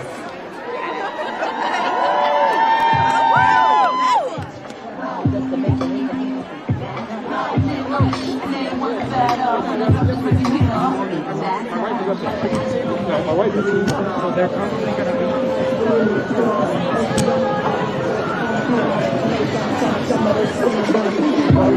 Let me work it. Put my thing down and then everybody sit.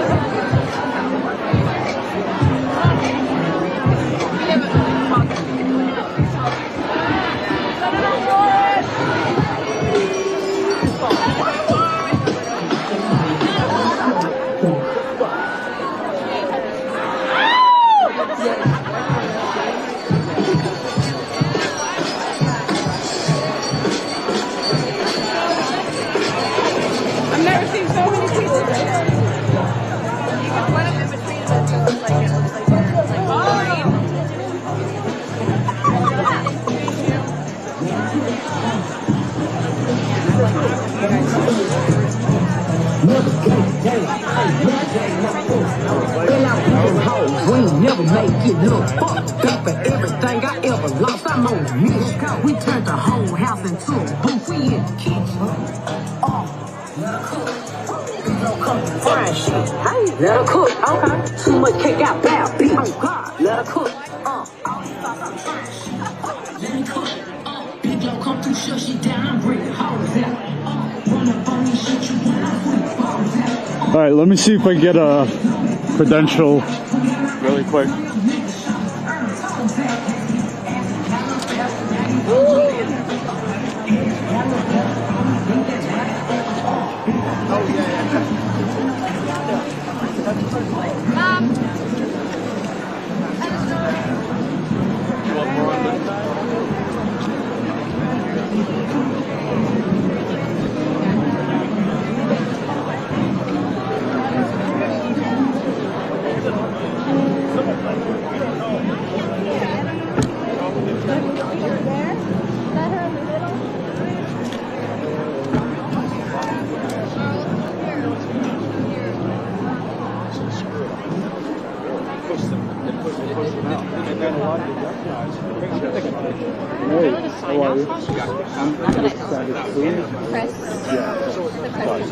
Oh, okay. Thanks.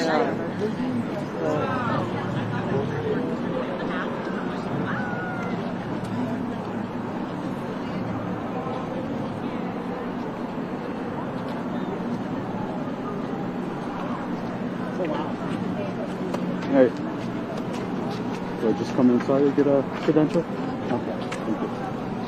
How you doing? I'm John. Good, how are you? I'm John with Status Coup, or online outlet. Okay. On YouTube. Yeah, John.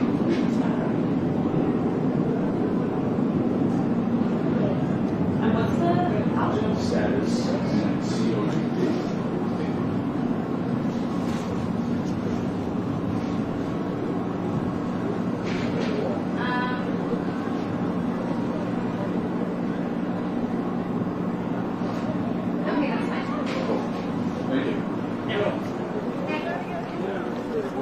All right, got my credentials.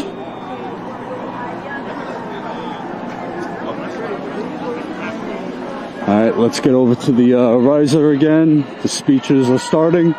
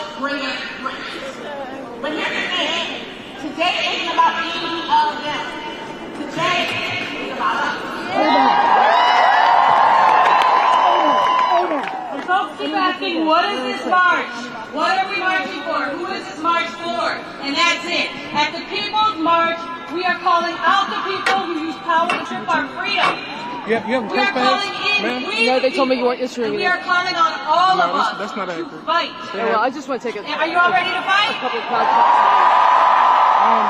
can't do any lines without a press pass. It might be kind of cold. I didn't really hear you. Like, are you all ready to fight? But first, let's square up with reality, because honest to God, it's the first and the bravest thing that we can do in this moment. Before we do anything about our democracy, we have to fight our own despair, don't we? How many people have felt doubt? How many people have felt despondency? But how many people feel different now that we're all together here today? Because, my friends, I have seen personally in March after March what can be done when we harness our defiance. Are we defiant today? We have marched more than 20 times and mobilized tens of millions of people since 2017. And you know what? At every one of those marches, most of the marchers were brand new to the movement. And afterwards, they went home to organize in their communities. So we want to talk about some of them for a second. We want to talk about a group in Enid, Oklahoma. At Women's March, we call them our Oklahoma girlies. Enid is a conservative town you might not know. It's a little bit north, I believe north of Oklahoma City, which is just a few hours from where I live in Amarillo. And the voters there elected a white nationalist to the city council. And this was one of the J. Crew white supremacists who carried a tiki torch in Charlottesville. I mean, the cringe kind. Exactly. Wait, did you say about Charlottesville? I'm not sure. What'd you say about white supremacists? And just like y'all, the Oakland girlies were not having it. So they helped get the signatures they needed to recall him. They told their neighbors the truth about him. And their work led to his ouster from the city council in the red city in a red state. And if we can win there, we can win anywhere. Can I hear you shout them out? Y'all, that is how we take down fascists. We tell the truth. We rally the people. We don't ever give up, even when it seems impossible. We look out for one another. We lean on each other, and we keep giving them that work. So friends, our question is, what are you going to do next? You're here, and get into it. Vote them out. That's right.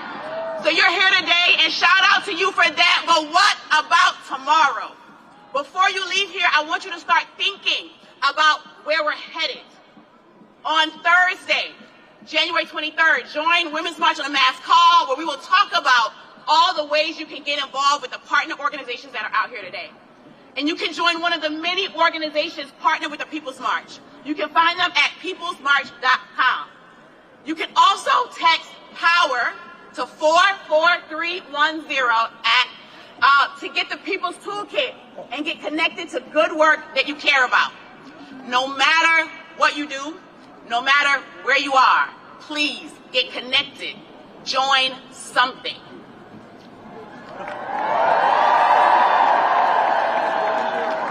A friend of mine said that it's better to struggle with friends than to face fascism alone. And we all have that choice to make right now.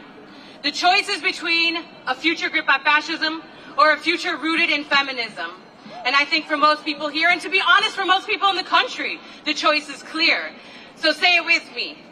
And the people in the front already know. Feminists over fascists! Feminists over fascists!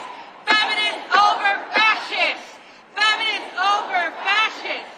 In 2017, we made history. In 2025, we're making our future. Get in where you fit in, and let's get to work. Now, we'd like to introduce our MCs for today, the incomparable Tiffany Flowers and Khalil Cole.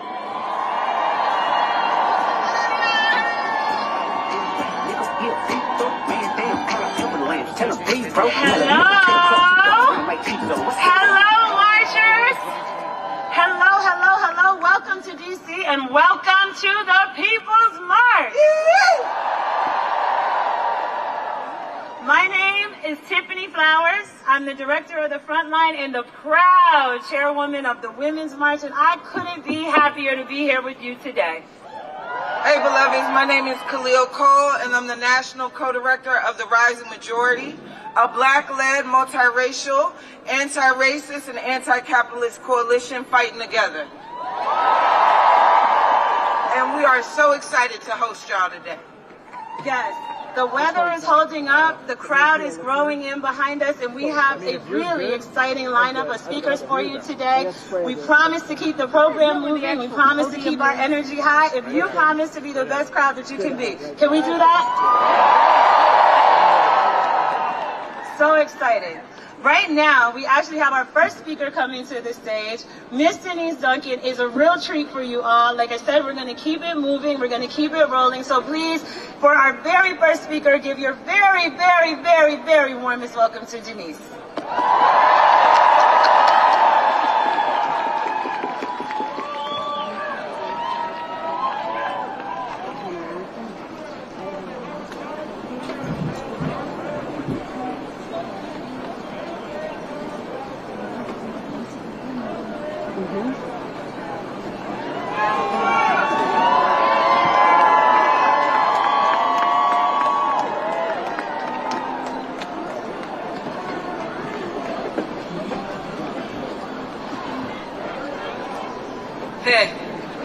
Nulelintam Elipan, Deloense Denise Sapalee, Mametakemu.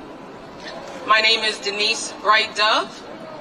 I am a citizen and councilwoman of the Nanticoke Glen Lenape Nation of Bridgeton, New Jersey, Turtle Clan.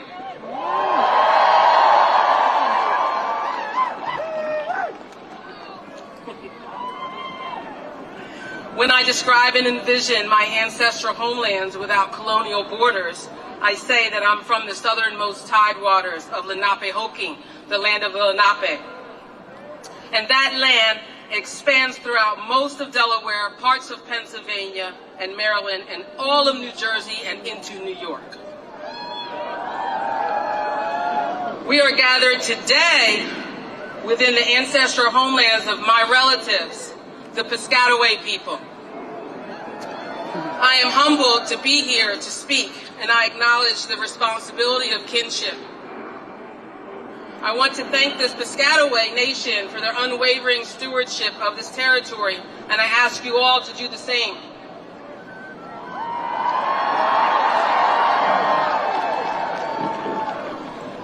Indigenous peoples have occupied, governed, traded, thrived, and endured within our original territory since time immemorial.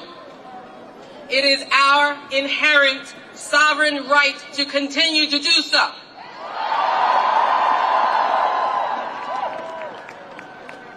But acknowledging our existence is only one step. Good allies also amplify and elevate the voices of those that they are helping. We are in a time of uncertainty. Indigenous people, black and brown, are in dire need of assistance. Solidarity is critical for our collective futures. We know all too well what happens to the land happens to the people. As we struggle to fight for life and beauty in this world and for Earth itself, each of us must decide where our moral compass leads us. Will you remember the Piscataway Nation?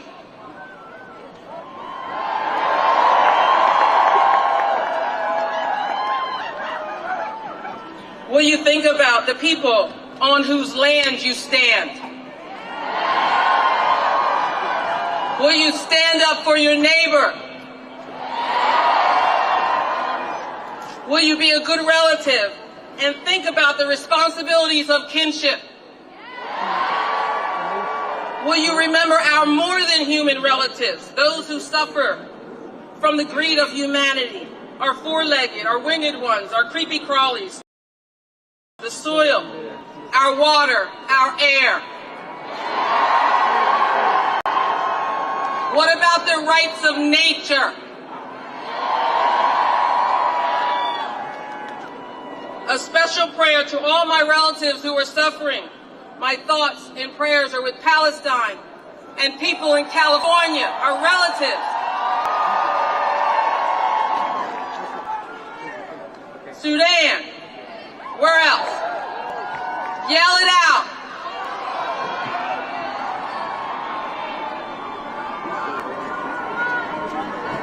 Uplift your voices. Keep yelling it out.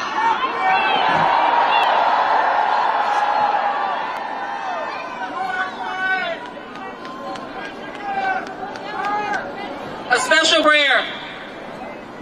Kishlamien, which are meaning, and cannot kahinin. Wanishi, Wanishi. Creator, help us and watch over us. Thank you. Thank you, and free Leonard Peltier.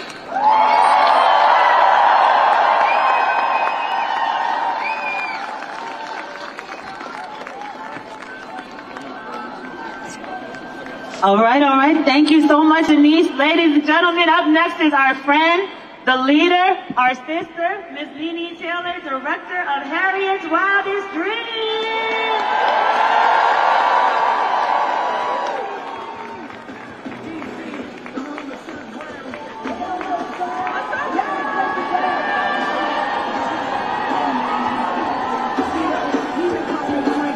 Yo, yo, yo!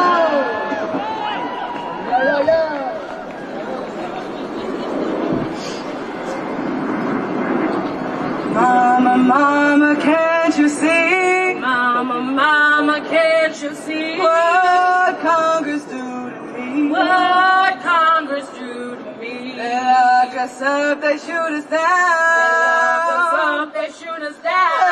Ain't no justice in this town. Ain't no justice in this town. Papa, Papa, can't you see? Papa, Papa, can't you see? What the system do to me? What the system do to me? They lock us up and break us down. They lock us up and break us down. Ain't no justice in this town. Ain't no justice in this town.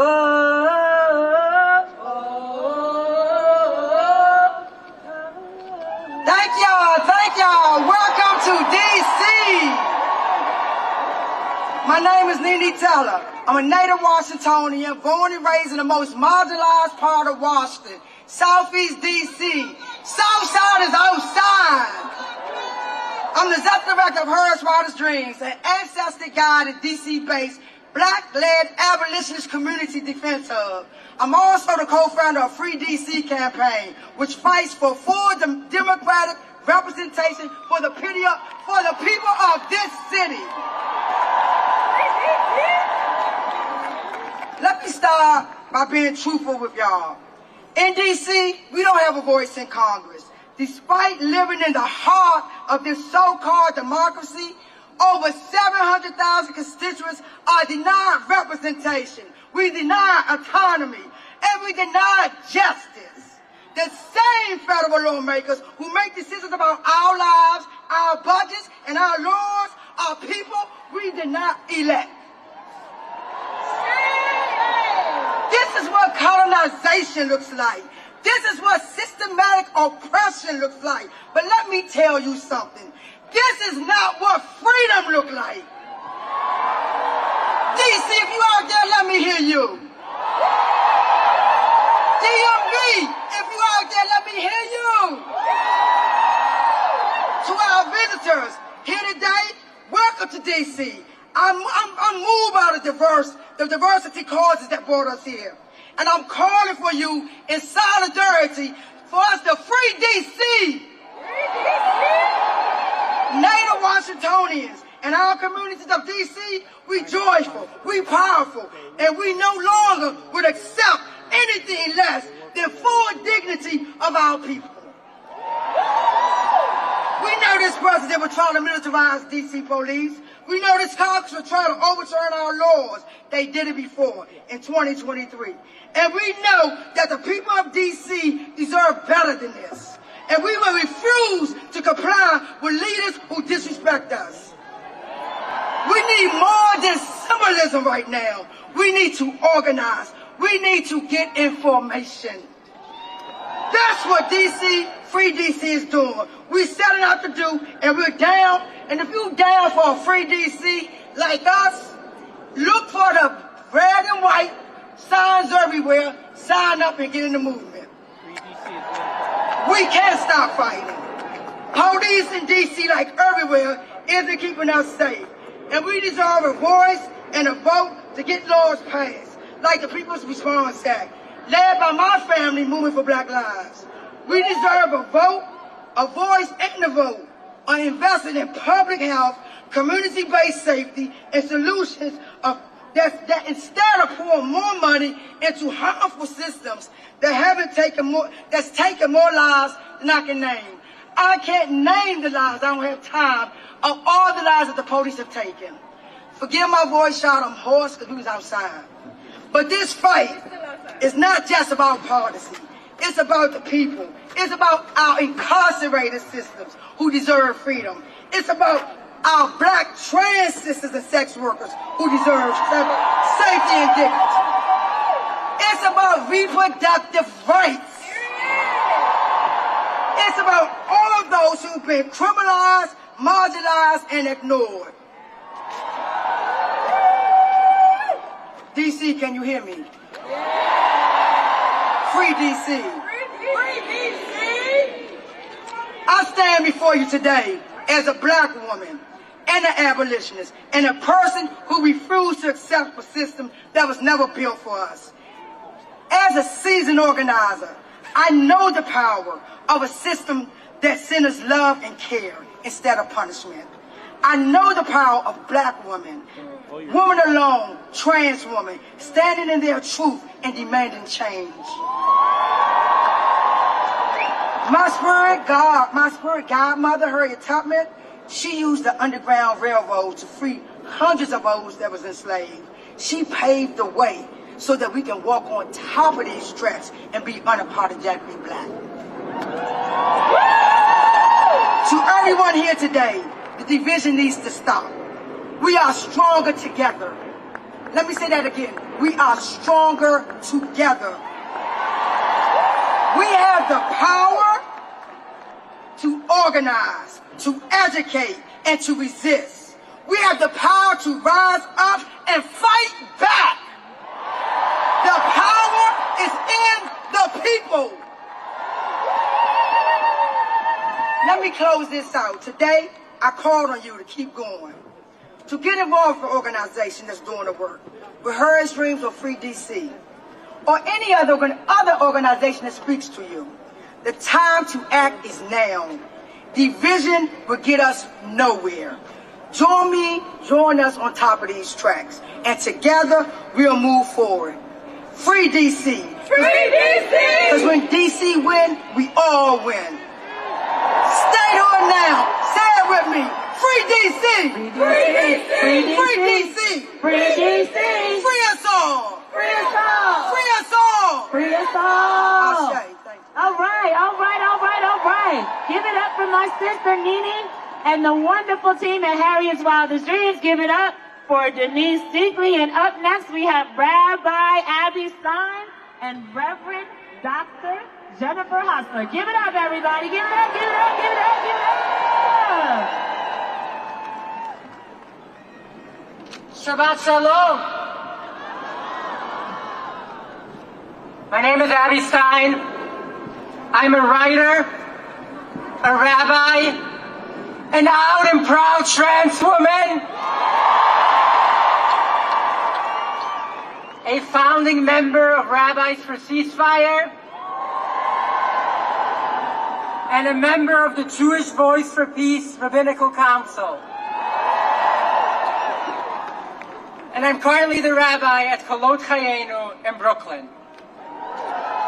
I believe in unapologetically fighting for human rights, fighting for self-determination, fighting for each and every one of us to live, survive, thrive, and get our roses too. To celebrate who we are. This morning, we read in synagogues the story of the burning bush, a sacred flame for liberation that, just like the fire of resistance, does not go out. You all, we are the burning bush. Each and every one of you, we will not burn out. We will keep fighting. It's hard, and sometimes it feels like we are alone. Yet I know that we will fight unapologetically. Far too many people have spent the past 2 months obeying in advance, giving up on true freedom and equality in favor of seeming more lenient to the fascists. We will not yield. I want you all to repeat after me. Fight back! Disobey! Rise up! Disobey! Disobey! We will unapologetically disobey, unapologetically fight for the rights of all LGBTQ people. We will unapologetically fight for the right to trans affirm and care for adults and kids alike. We will fight for every single person's right to access abortion. Unapologetically, our bodies, our choice at every step. We will unapologetically fight for racial and economic justice, for constitutional equality under the law, for free and equal health care, unapologetically fight anti-Semitism, and unapologetically fight back against the weaponization of anti-Semitism, against capitalist greed, and for the climate.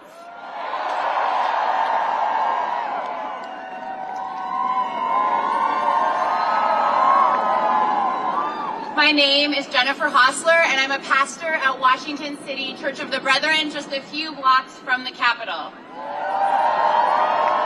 We're Christians who believe following Jesus means being a peacemaker, standing against war and walking in a way of service, welcome, and love. Right now, our church's sign says Haitians and all migrants are beloved children of God. I know you've heard words from leaders and politicians claiming to speak as Christians. Many of these words are not ones of welcome or love, but words that make you feel fearful, dehumanized, hated, and alone. And I am so sorry. That is not Jesus' message. It is not. Luke 4 records Jesus' very first sermon, and in it, he said he had come to bring good news to the poor, to proclaim release to the prisoners, and to set free those who are oppressed. And it is clear throughout the Bible, it's clear that every human being is made in the image of God, worthy of dignity and love.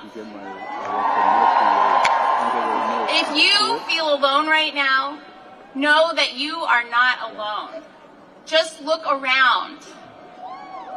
This is a movement for life, wholeness, well-being, and the dignity of all people.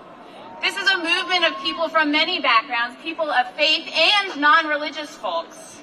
This is a movement calling on our government to invest in life and divest from death.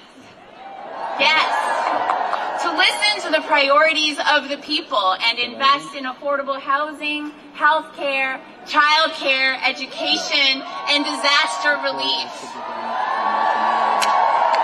And to divest from weapons of death and to stop spending billions on war. If it's your first time showing up to something like this, thank you. And keep showing up. If you don't have a place to plug in, find a faith community, find a mutual aid group, find a local chapter of one of these diverse orgs spearheading this event. I'm part of orgs like FASNA, Christians for a Free Palestine, and DC's own Migrant Solidarity Mutual Aid. Whatever issue brought you here today, we recognize our struggles are connected because justice and dignity are connected, because migrant lives, Black lives, Palestinian lives, trans lives, Jewish lives, Muslim lives, all of our lives are connected, beloved and precious, worthy of dignity and care. Thank you.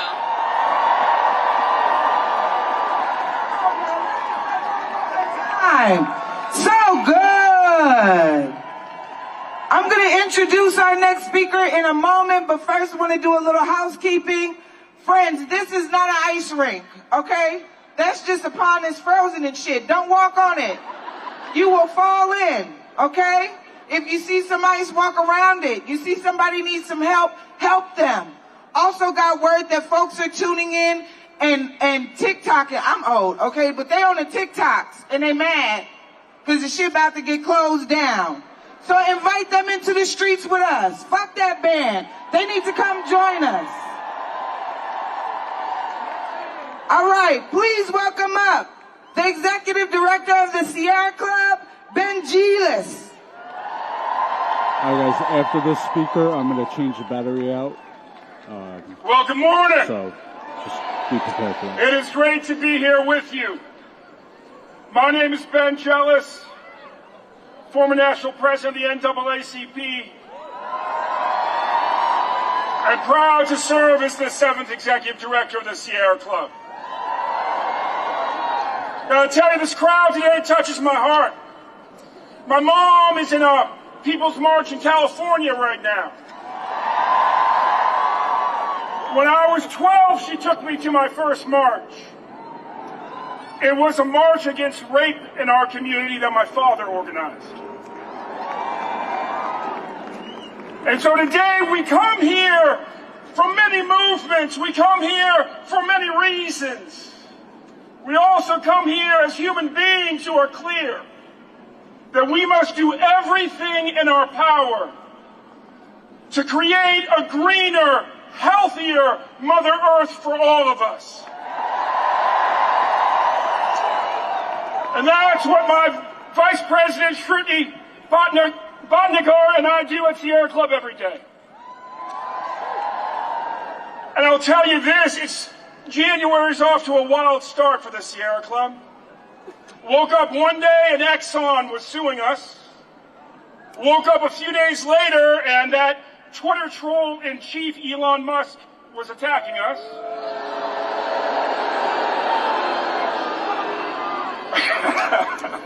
You know, somebody up there has a sign that says, "Deport Musk and Murdoch."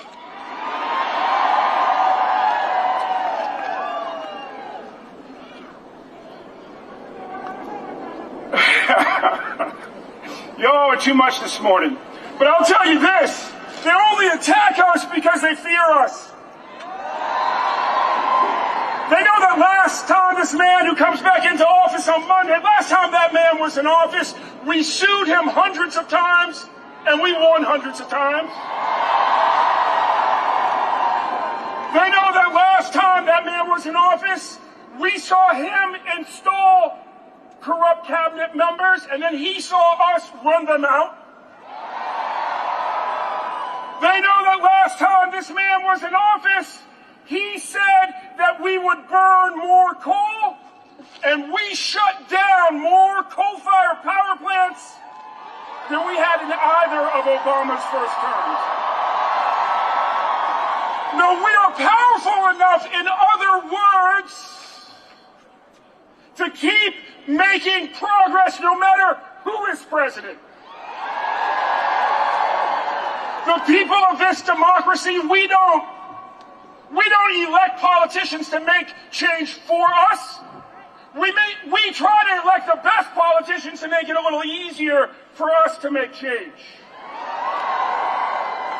But you know, when the hill gets steeper, when the weather gets colder, we don't cancel our gathering. And we keep climbing up that hill. And we do it because we know that this was the movement that last time he was in office and he ridiculed the Green New Deal. We said, you know what, brother? We've been around since 1892 and you're going to be out of office soon. So we're going to keep organizing. We're going to keep building consensus. And you know what we did? As soon as he was out of office, we passed it. It's called the Inflation Reduction Act. It is the reason that America is opening new factories from coast to coast. It has put hundreds of thousands of our neighbors to work in good jobs. And while he may want to undo it because it was Biden's signature accomplishment, well, we know what happened when he tried to undo Obama's signature accomplishment. Obamacare is still here. And 4 years from now, those factories will still be here. And we will keep America moving forward. God bless you. Keep fighting even when it's cold, even when the hill is steep. God bless.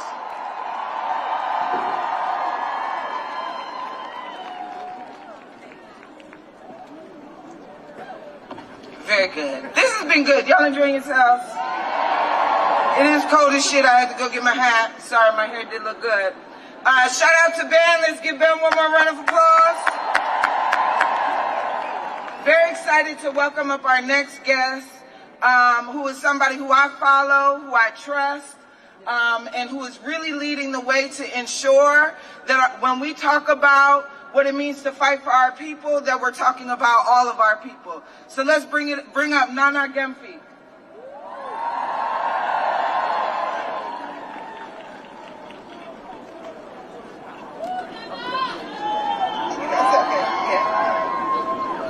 Greetings!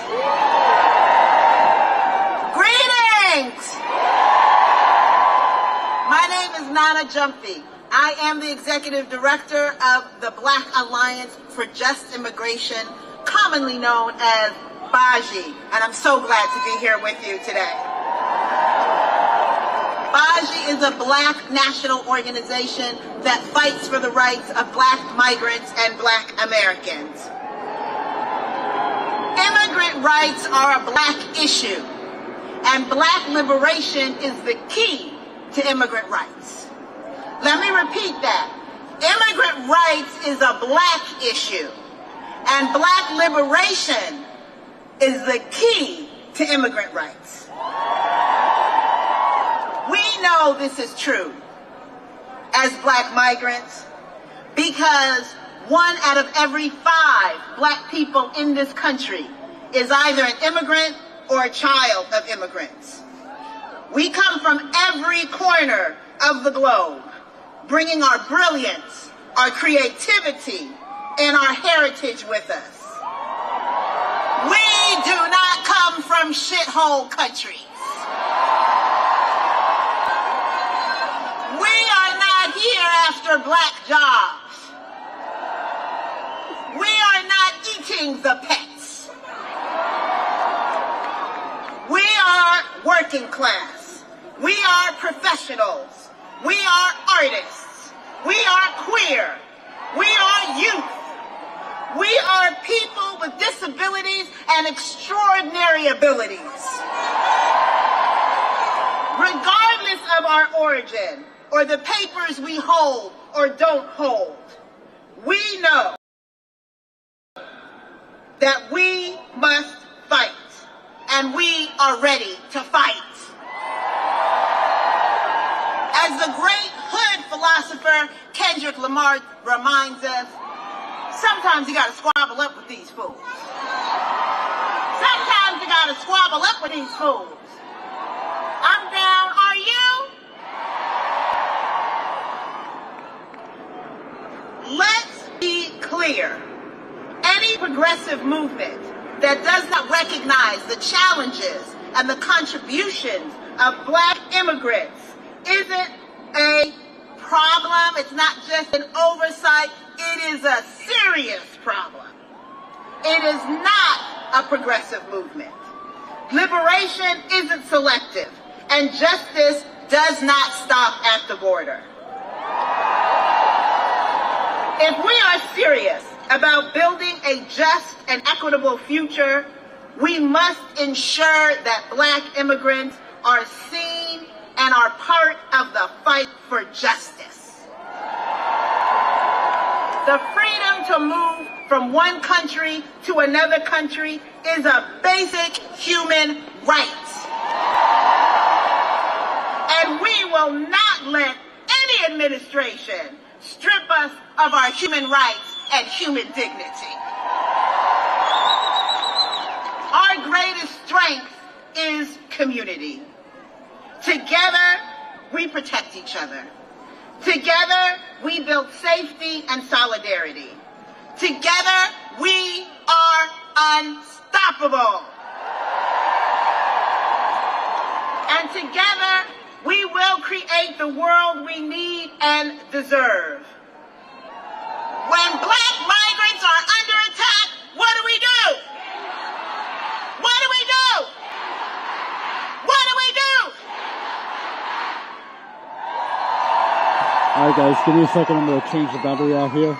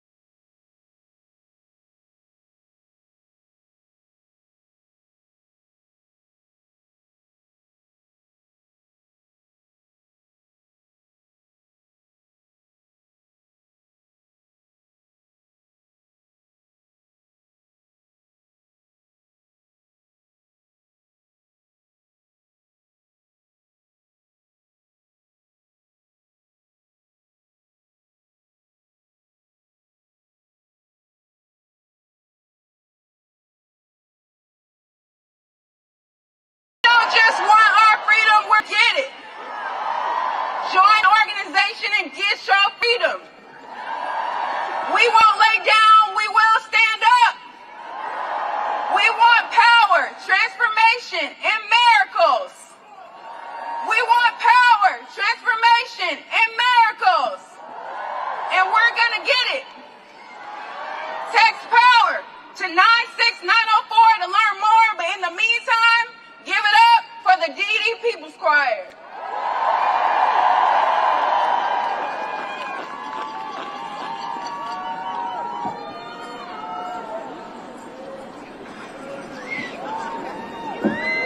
Repeat after me.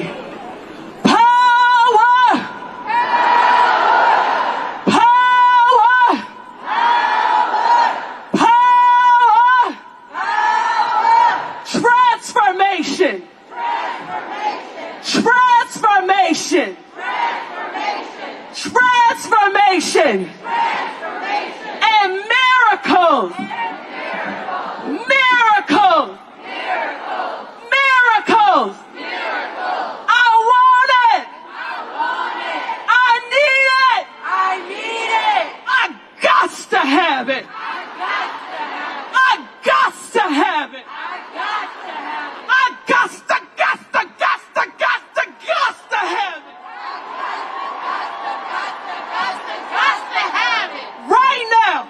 Right now. Right now. Right now. Right now. Right now. Right now. Right now. Right now. Right now. Right now. Right now. Right now. Right now.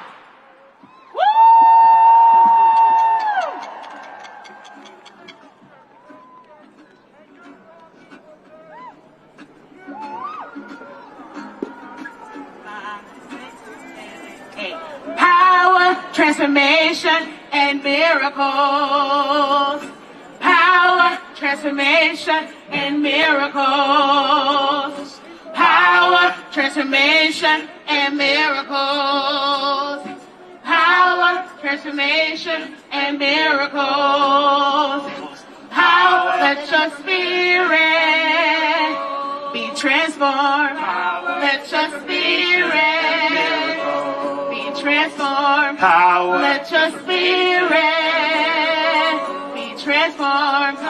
Let your spirit. Right now. Right now. Right now. Right now. Sing with us, everybody. Right now. Right now. Right now. Right now. Right now. Right now. Right now. Right now. Right now. Right now. Sing power, power, transformation, and miracles. Power, transformation, and miracles. Power, transformation, and miracles. Power, transformation, and miracles. Sing power, Power, transformation, and miracles. Sing it like you mean it. Power, transformation, and miracles. One more time. Power, transformation, and miracles. Power, transformation, and miracles.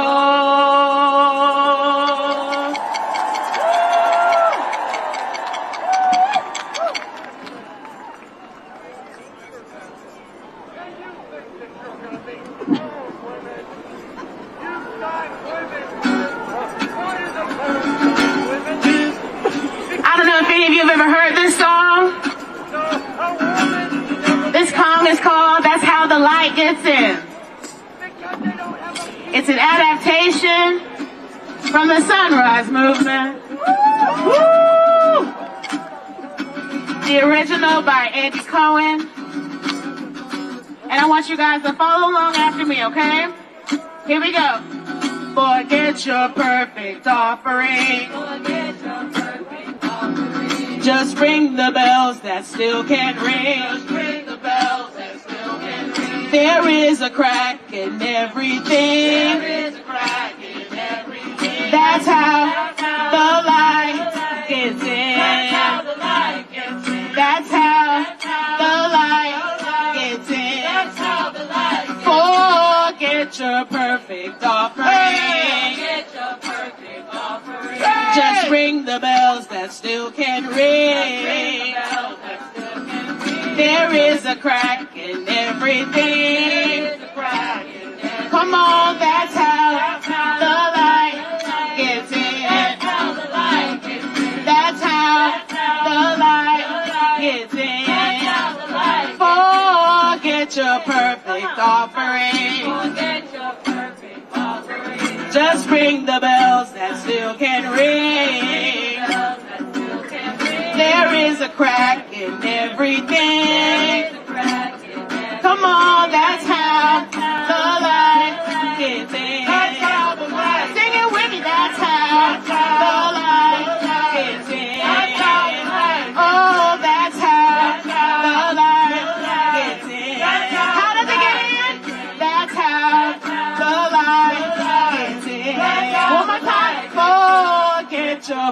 perfect offering.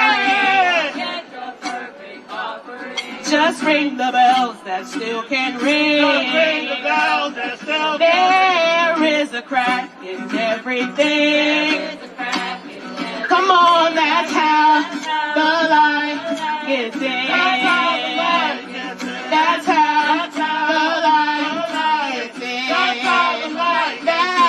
how the light gets in. Last time, that's how the light gets in. That's how the light gets in. Woohoo! Woohoo! Woohoo! What about those dream defenders? What about those dream defenders? Amazing! All right, up next we have Andrea James coming to the stage to bring you a good word. Give her some love, everybody.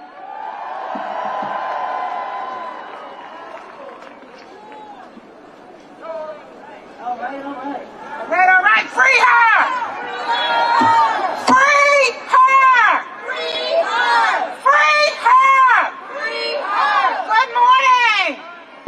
My name is Andrea James, and I'm the founder and executive director of the National Council for Incarcerated and Formerly Incarcerated Women and Girls. The only national advocacy and abolitionist organization founded and led by women incarcerated in a prison. Our journey started 15 years ago in a prison yard, a federal prison yard in Danbury, Connecticut. Every day since, we fought for the rights, dignity, and freedom of incarcerated women and girls. All of us at the National Council understand what it is to look at an unjust and long prison sentence and wish that things were somehow different. We know what it is to feel down, to feel hopeless, despairing. But let me say this, the answer to our struggle is not found in those feelings. The answer is found in community, in action, in coming together around the things we know are right and true and fighting for them, for ourselves, for each other, for people we will never know. In our work at the National Council, we are determined and we are unwavering. Today, too many women are unfairly imprisoned under draconian conspiracy and drug sentencing laws, which hold group participants responsible for the most severe acts of even distant associates.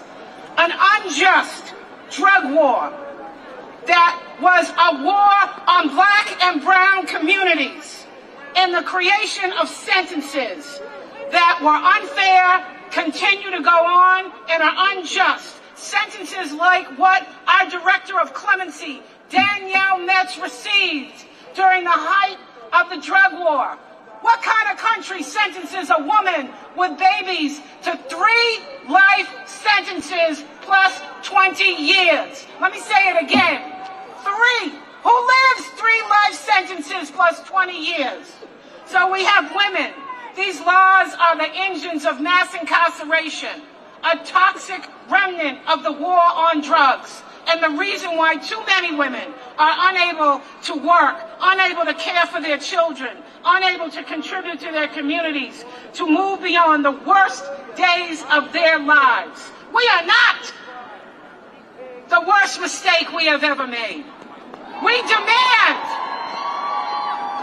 demand the removal of conspiracy laws. And until then, we demand clemency for those wrongfully incarcerated under those unjust laws. Yeah, good morning. Clemency has been wrongly politicized. Clemency is not a gift. It is a foundational executive power. It is a feel-safe of our criminal justice system, the way to correct injustices to move forward.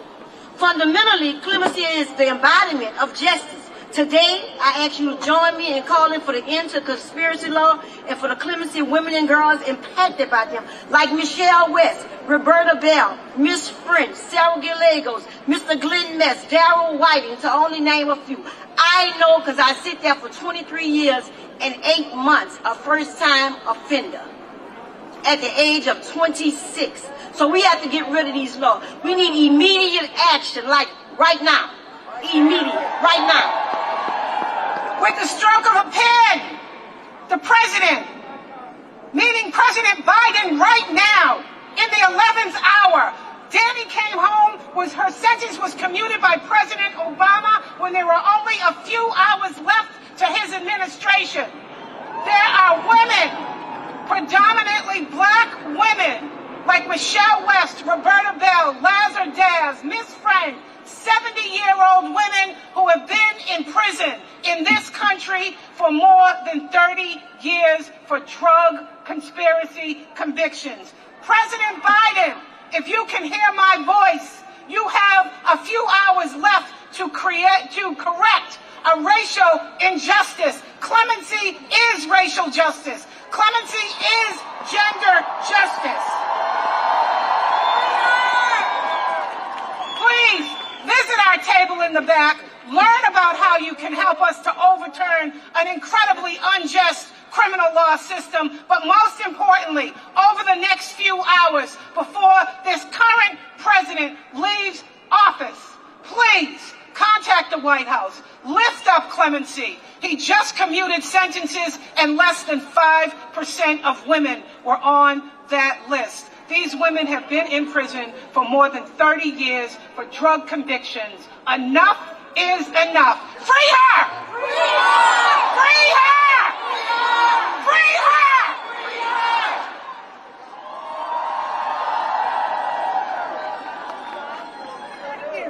One more time for Andrea James, everybody!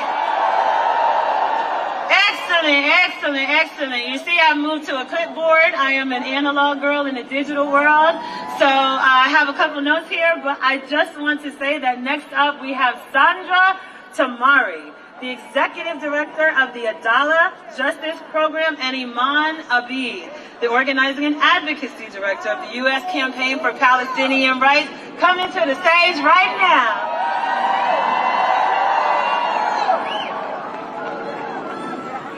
Free! Free Palestine! Free! Free Palestine! Free! Free! Free Palestine! Free! Free! Free Palestine! Free! Free Palestine! Free! Free Palestine! Free! Free! Free Palestine! Free! Free! Free Palestine!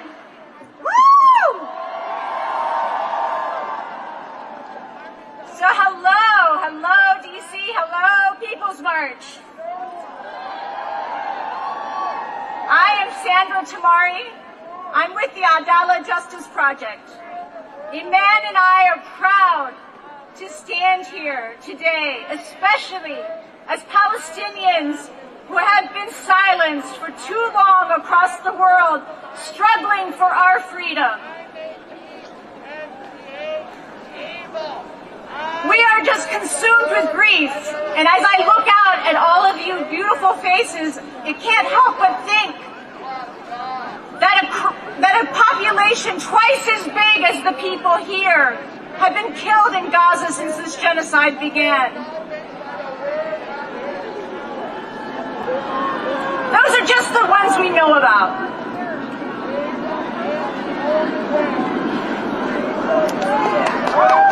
We stand with our siblings across the world, struggling for freedom.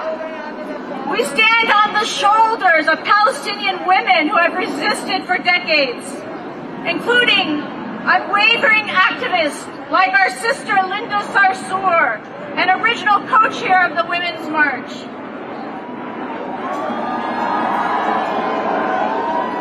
Today we say loud and clear, Palestine will be free!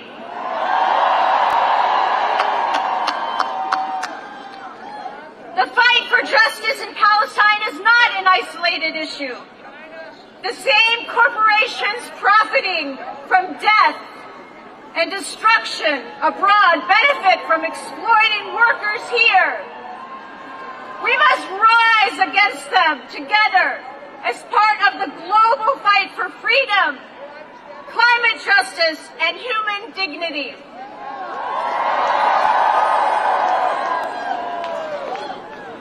Thank you, Sandra. Good afternoon, everyone. My name is Iman Abed, and I am the Director of Advocacy and Organizing with the U.S. Campaign for Palestinian Rights.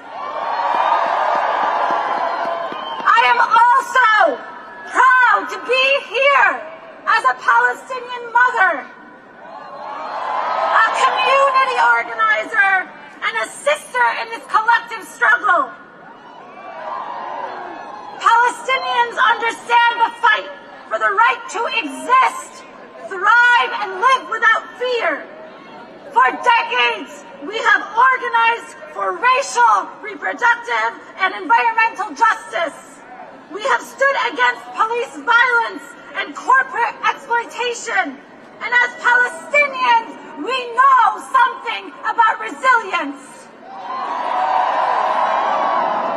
Let us talk about climate justice. Palestine's environmental devastation through land theft, agricultural land destruction, and military occupation. It is all a direct result of Israeli colonial violence, and Palestinians are disproportionately impacted by the climate crisis. We cannot fight for climate justice without addressing the violence and occupation. The fight for justice also includes reproductive justice. For Palestinian families, this means the right to bring life into this world without fear of violence, displacement, or oppression. For Palestinian women, it means the right to choose, access necessary care, and live with dignity. 70% of the Palestinians that Israel has killed in the first year of this genocide were women and children. Our feminism must be anti-imperialist. Finally, we must recognize that today's conditions in Palestine are a direct result of long-standing fascist violence and apartheid. Israel bombing families, arresting children, and blockading Gaza is state-sanctioned terror. The world cannot remain silent. Permanent ceasefire now! Stop sending weapons to Israel now! Days ago, we learned that a temporary ceasefire deal has been reached after over 15 months of Israel bombarding Gaza and massacring tens of thousands of Palestinians. This is urgently needed relief, but it is only the beginning. We will not stop until the occupation ends, the blockades are lifted, and the violence ends. Join us! Join us to boycott, divest from, and sanction Israel until Palestine is free. We need all of you in this fight. Take a moment, please take out your phones. I want you to text the word block, B-L-O-C-K, to this number, 96904. 96904. Text the word block. That will take you to an action tool. Tell this government no more weapons to Israel. Bring that money home. Bring that money home for us, for our people, for our care. Together we can insist. Ceasefire today. Arms embargo tomorrow. Free Palestine forever.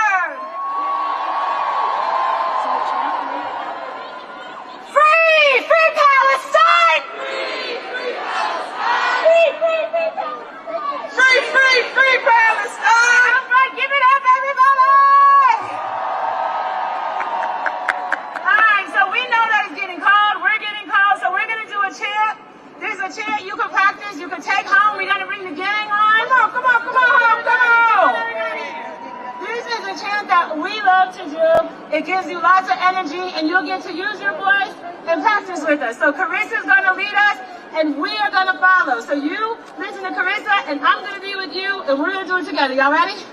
All right, Carissa, let's go. All right, beloved, this is a call and response. I believe.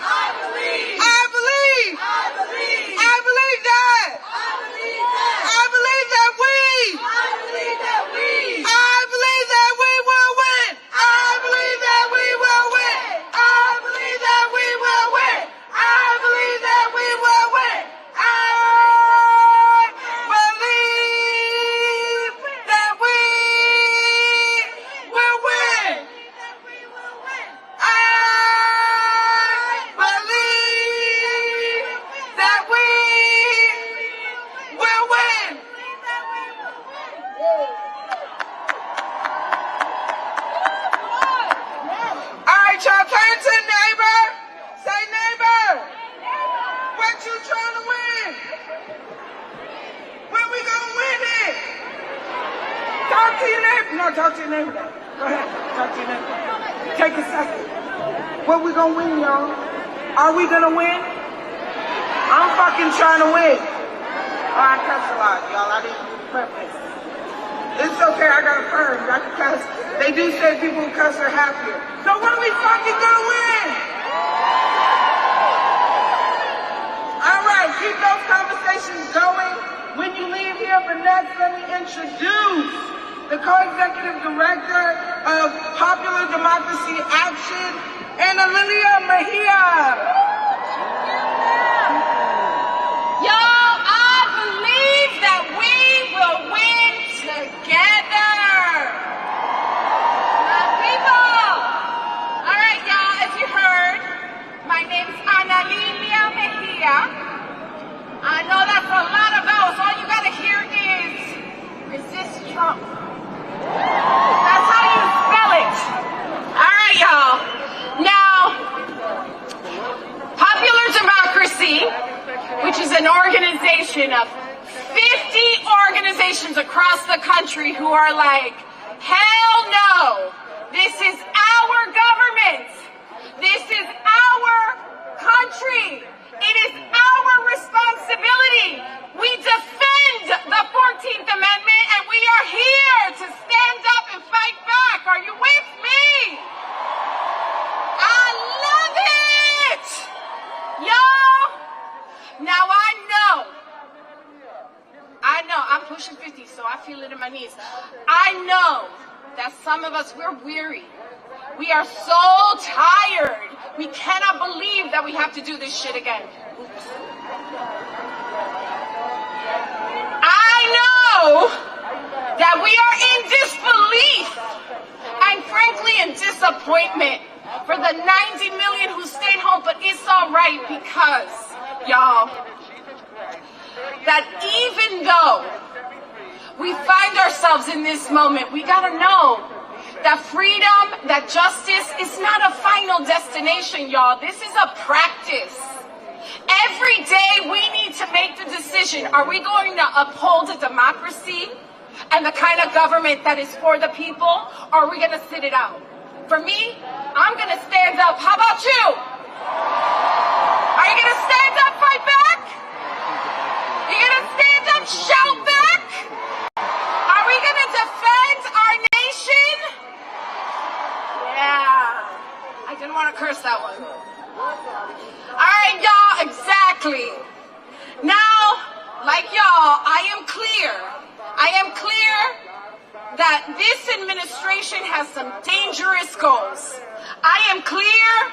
I know they oppose the minimum wage. I know they clearly hate grandmas and babies because they're trying to dismantle the Department of Education, eliminate Medicaid, cut Social Security.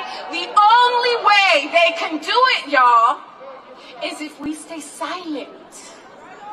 No silence. No silence! No silence! So we are going to fight, whether it's fighting for affordable housing when they try to cut HUD, whether it's fighting for renter protections when they try to turn a blind eye, because y'all, we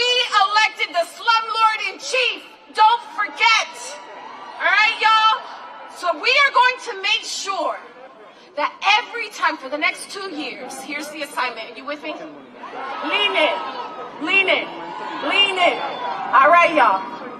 For the next 2 years, every time Mike Johnson tries to put up some BS on behalf of Donald Trump, we gotta stir it up at home so that they cannot move anything under the cover of darkness or silence.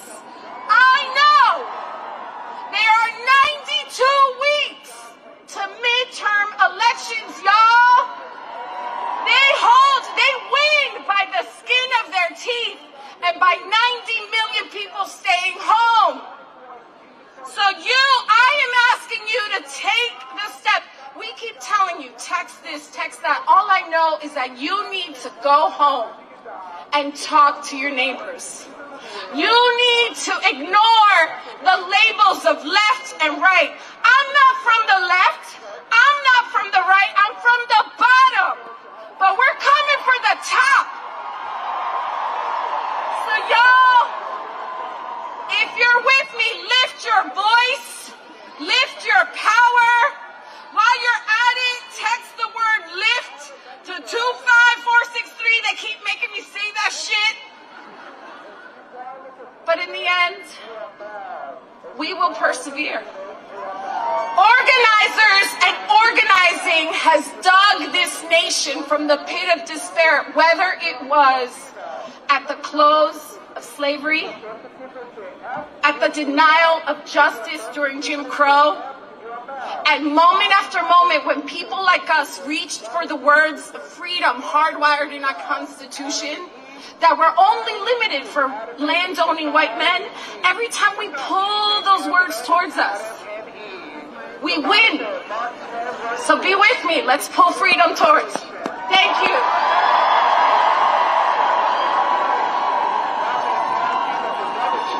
All right, one more round for Anna Lilia.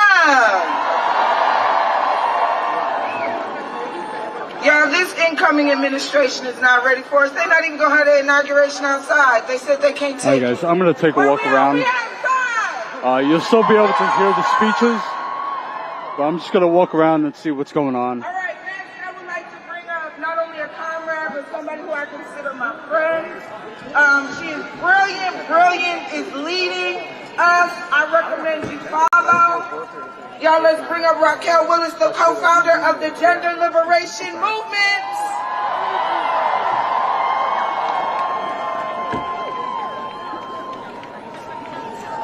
Thank y'all. Thank y'all so much. Hey y'all,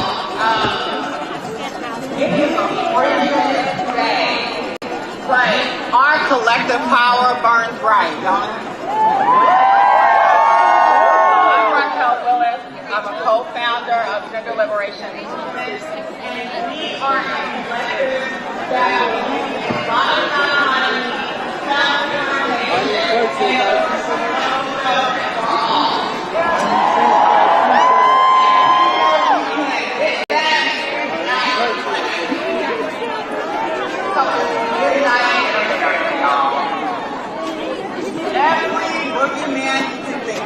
from white supremacy to patriarchy to transphobia to ableism and capitalism.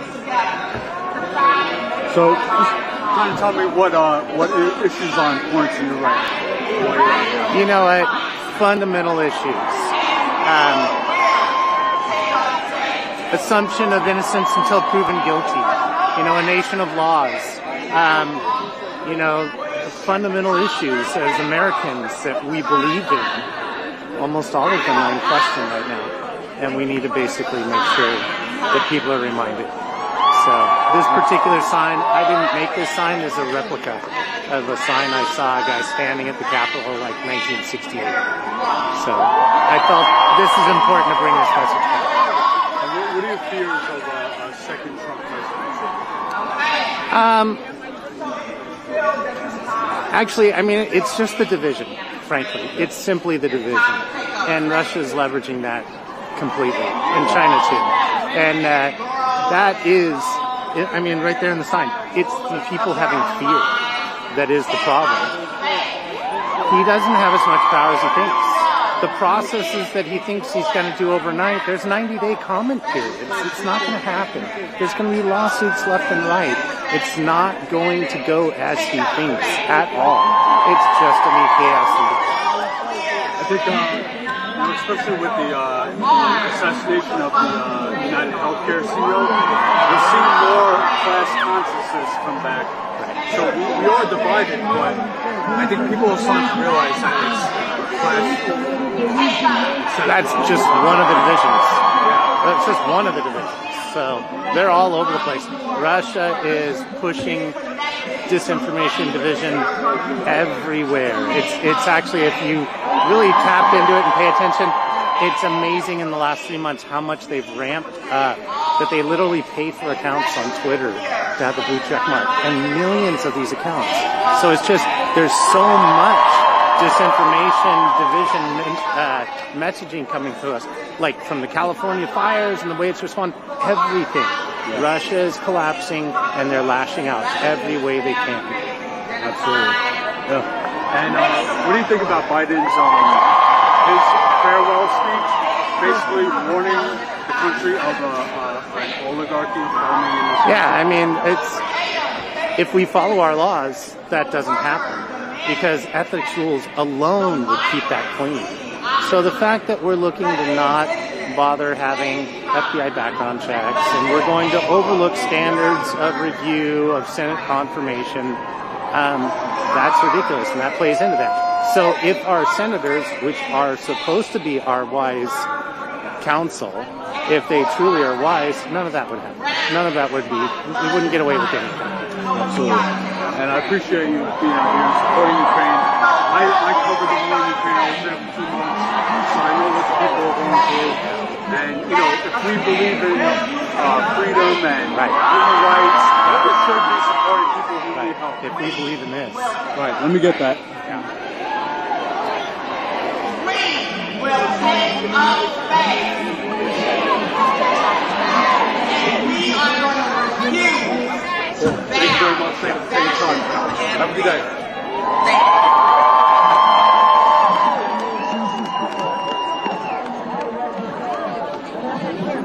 Who's taking on stage?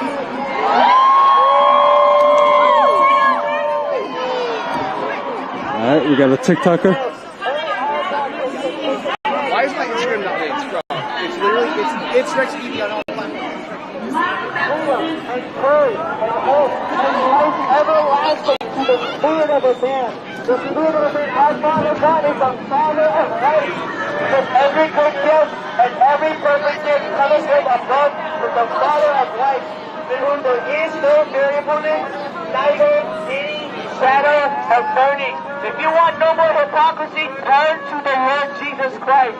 If you want purity, if you want peace, if you want deliverance, if you want true restoration to the things that you care about, give it over to the Lord Jesus Christ. You know what our Bible says about our God? Our God says, cast all your cares upon Him because He cares for you. Our God says, if you delight yourself in the Lord, God will give you the desires of your heart. But half of you don't even know just how good our God really can be. My brother here, my black brother here, who is an ex-transgender, that is his actual testimony. And only the Lamb of God can deliver someone like that. Only the Lion of the tribe of Judah can deliver my brother Elijah here. Only the power of the blood of Jesus can truly bring freedom and deliverance and powerful, permanent change to a human life. But you must obey. You must repent. God has called all men everywhere to repent. Turn from their sin. Turn from their wickedness. Turn from your own evil ways and turn unto the goodness of the Lord. As our scripture says in Romans chapter 2, it says, or do you despise the riches of His goodness and His forbearance and His mercy, not knowing that it is the goodness of God that leads a man to repentance. Our God does not hate you people here. Our God hates the sin that you guys are in, because our God has made you in. I'm just going to walk around a bit. Our God has made you after His likeness. Our God has promised you eternal life. And then, if nothing else going on, I'm going to shut this down, go warm up. I had to take a 4 a.m. train from New York to D.C. So I'm running on like 2 hours of sleep. I got to get some rest. It's going to be a long 2 days. We got tomorrow. I'll be live streaming a protest outside the Trump rally, and then inauguration is Monday. So that's going to be another long day. So yeah, I'm going to shut this down probably in a few minutes. I want to thank you all for tuning in. Thank you for watching. Thank you for sharing. Again, we cannot do this without the viewers, without the members, without you guys, the people. We are powered by the people. We do this for the people, for you guys at home who cannot make it out. So please, if you can, hey. If you can, please support us. Become members. That is the best way to support Status Coup and everything that we do, all the on the groundwork. So go to StatusCoup.com/join. Sign up for $5 a month. That's 16 cents a day. Don't buy a cup of coffee for a day. Support Status Coup if you appreciate our on-the-ground reporting. Jason and I were in North Carolina last week, or this past week, doing a lot of great reporting out there on FEMA's failure to help the people of Asheville and surrounding areas in North Carolina who were affected by Hurricane Helene. People are living in tents, in tiny homes, in RVs, freezing, having to refill propane tanks every couple of hours because it's freezing out there. And that's basically, they're just in survival mode. They're not even the rebuilding phase of their lives after Helene. They're still in survival mode and not getting any help from FEMA, any assistance from the government. So go check out those videos that we did. But again, support Status Coup, StatusCoup.com/join. Sign up. And also, you can subscribe, share our work with your friends, your family, and boycott the mainstream media. Chuck. What's up, brother? How you feeling? Good. How are you? I think I saw a note. I think I retweeted already. Status Coup live down here. Yeah. I'm live right now. Oh, cool. You want to say a quick word? Yeah. All right, guys, we got Chuck Modi here. First of all, Status Coup is here in D.C. We're live. I mean, you're everywhere. Okay, you're live everywhere. So I know, you listen, in 2 days we got Trump, but Biden has a couple days left, okay? Yeah. So he can pardon. He can pardon Lennon Peltier, right? Yeah. He could pardon, I'm told he can't pardon the Mumia because Mumia should be pardoned.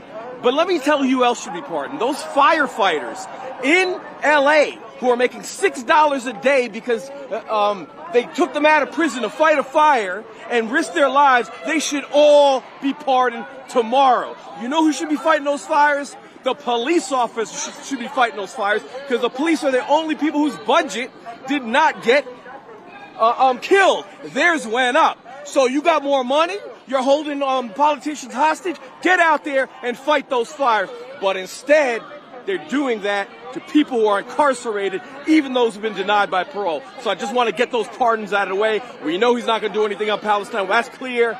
But pardon those people. So that's really what I got. We'll be out here in 2 days. You going to be out here? In 2 days? I'll be out here. Absolutely. Okay. I'll be out here. Be back out here in 2 days, and we'll deal with Trump's ass in 2 days from now. But Biden's got 2 days. Thank you. Appreciate Status Coup. Appreciate you, sir. Thank you, brother. It was so good to see you.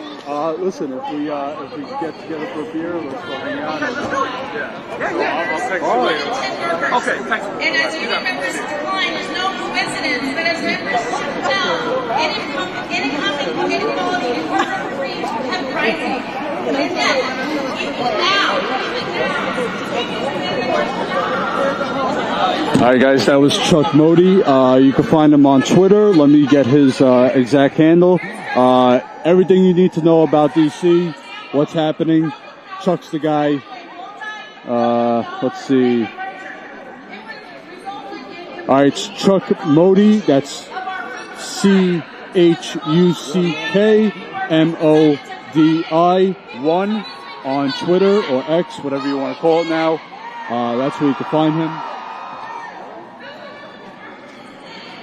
But he does great work all over the country, but mostly here in D.C. I'm going to get ready to wrap this up. I'm going to see if anything's going on the other side. Not seeing much happening here.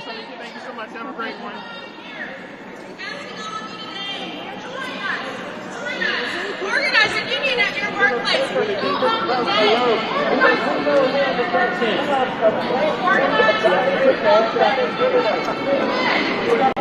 How's it been today? What's that? Yeah, good. Good. It's been all right. No interruptions. My last flags have sold out.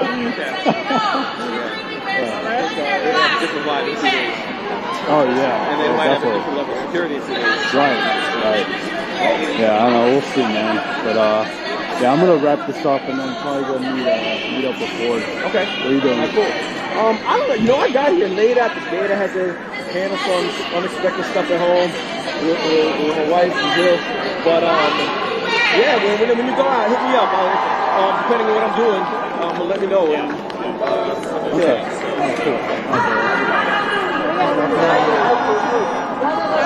Alright guys, that's it for me today. Again, subscribe so you get that notification for when I go live tomorrow. Probably be around the same time, 10, 11 o'clock. We'll know for sure later on. But again, subscribe, you'll get the notification, and you'll follow along with all our reporting. Alright everyone, take care, have a good day, and you'll see me tomorrow.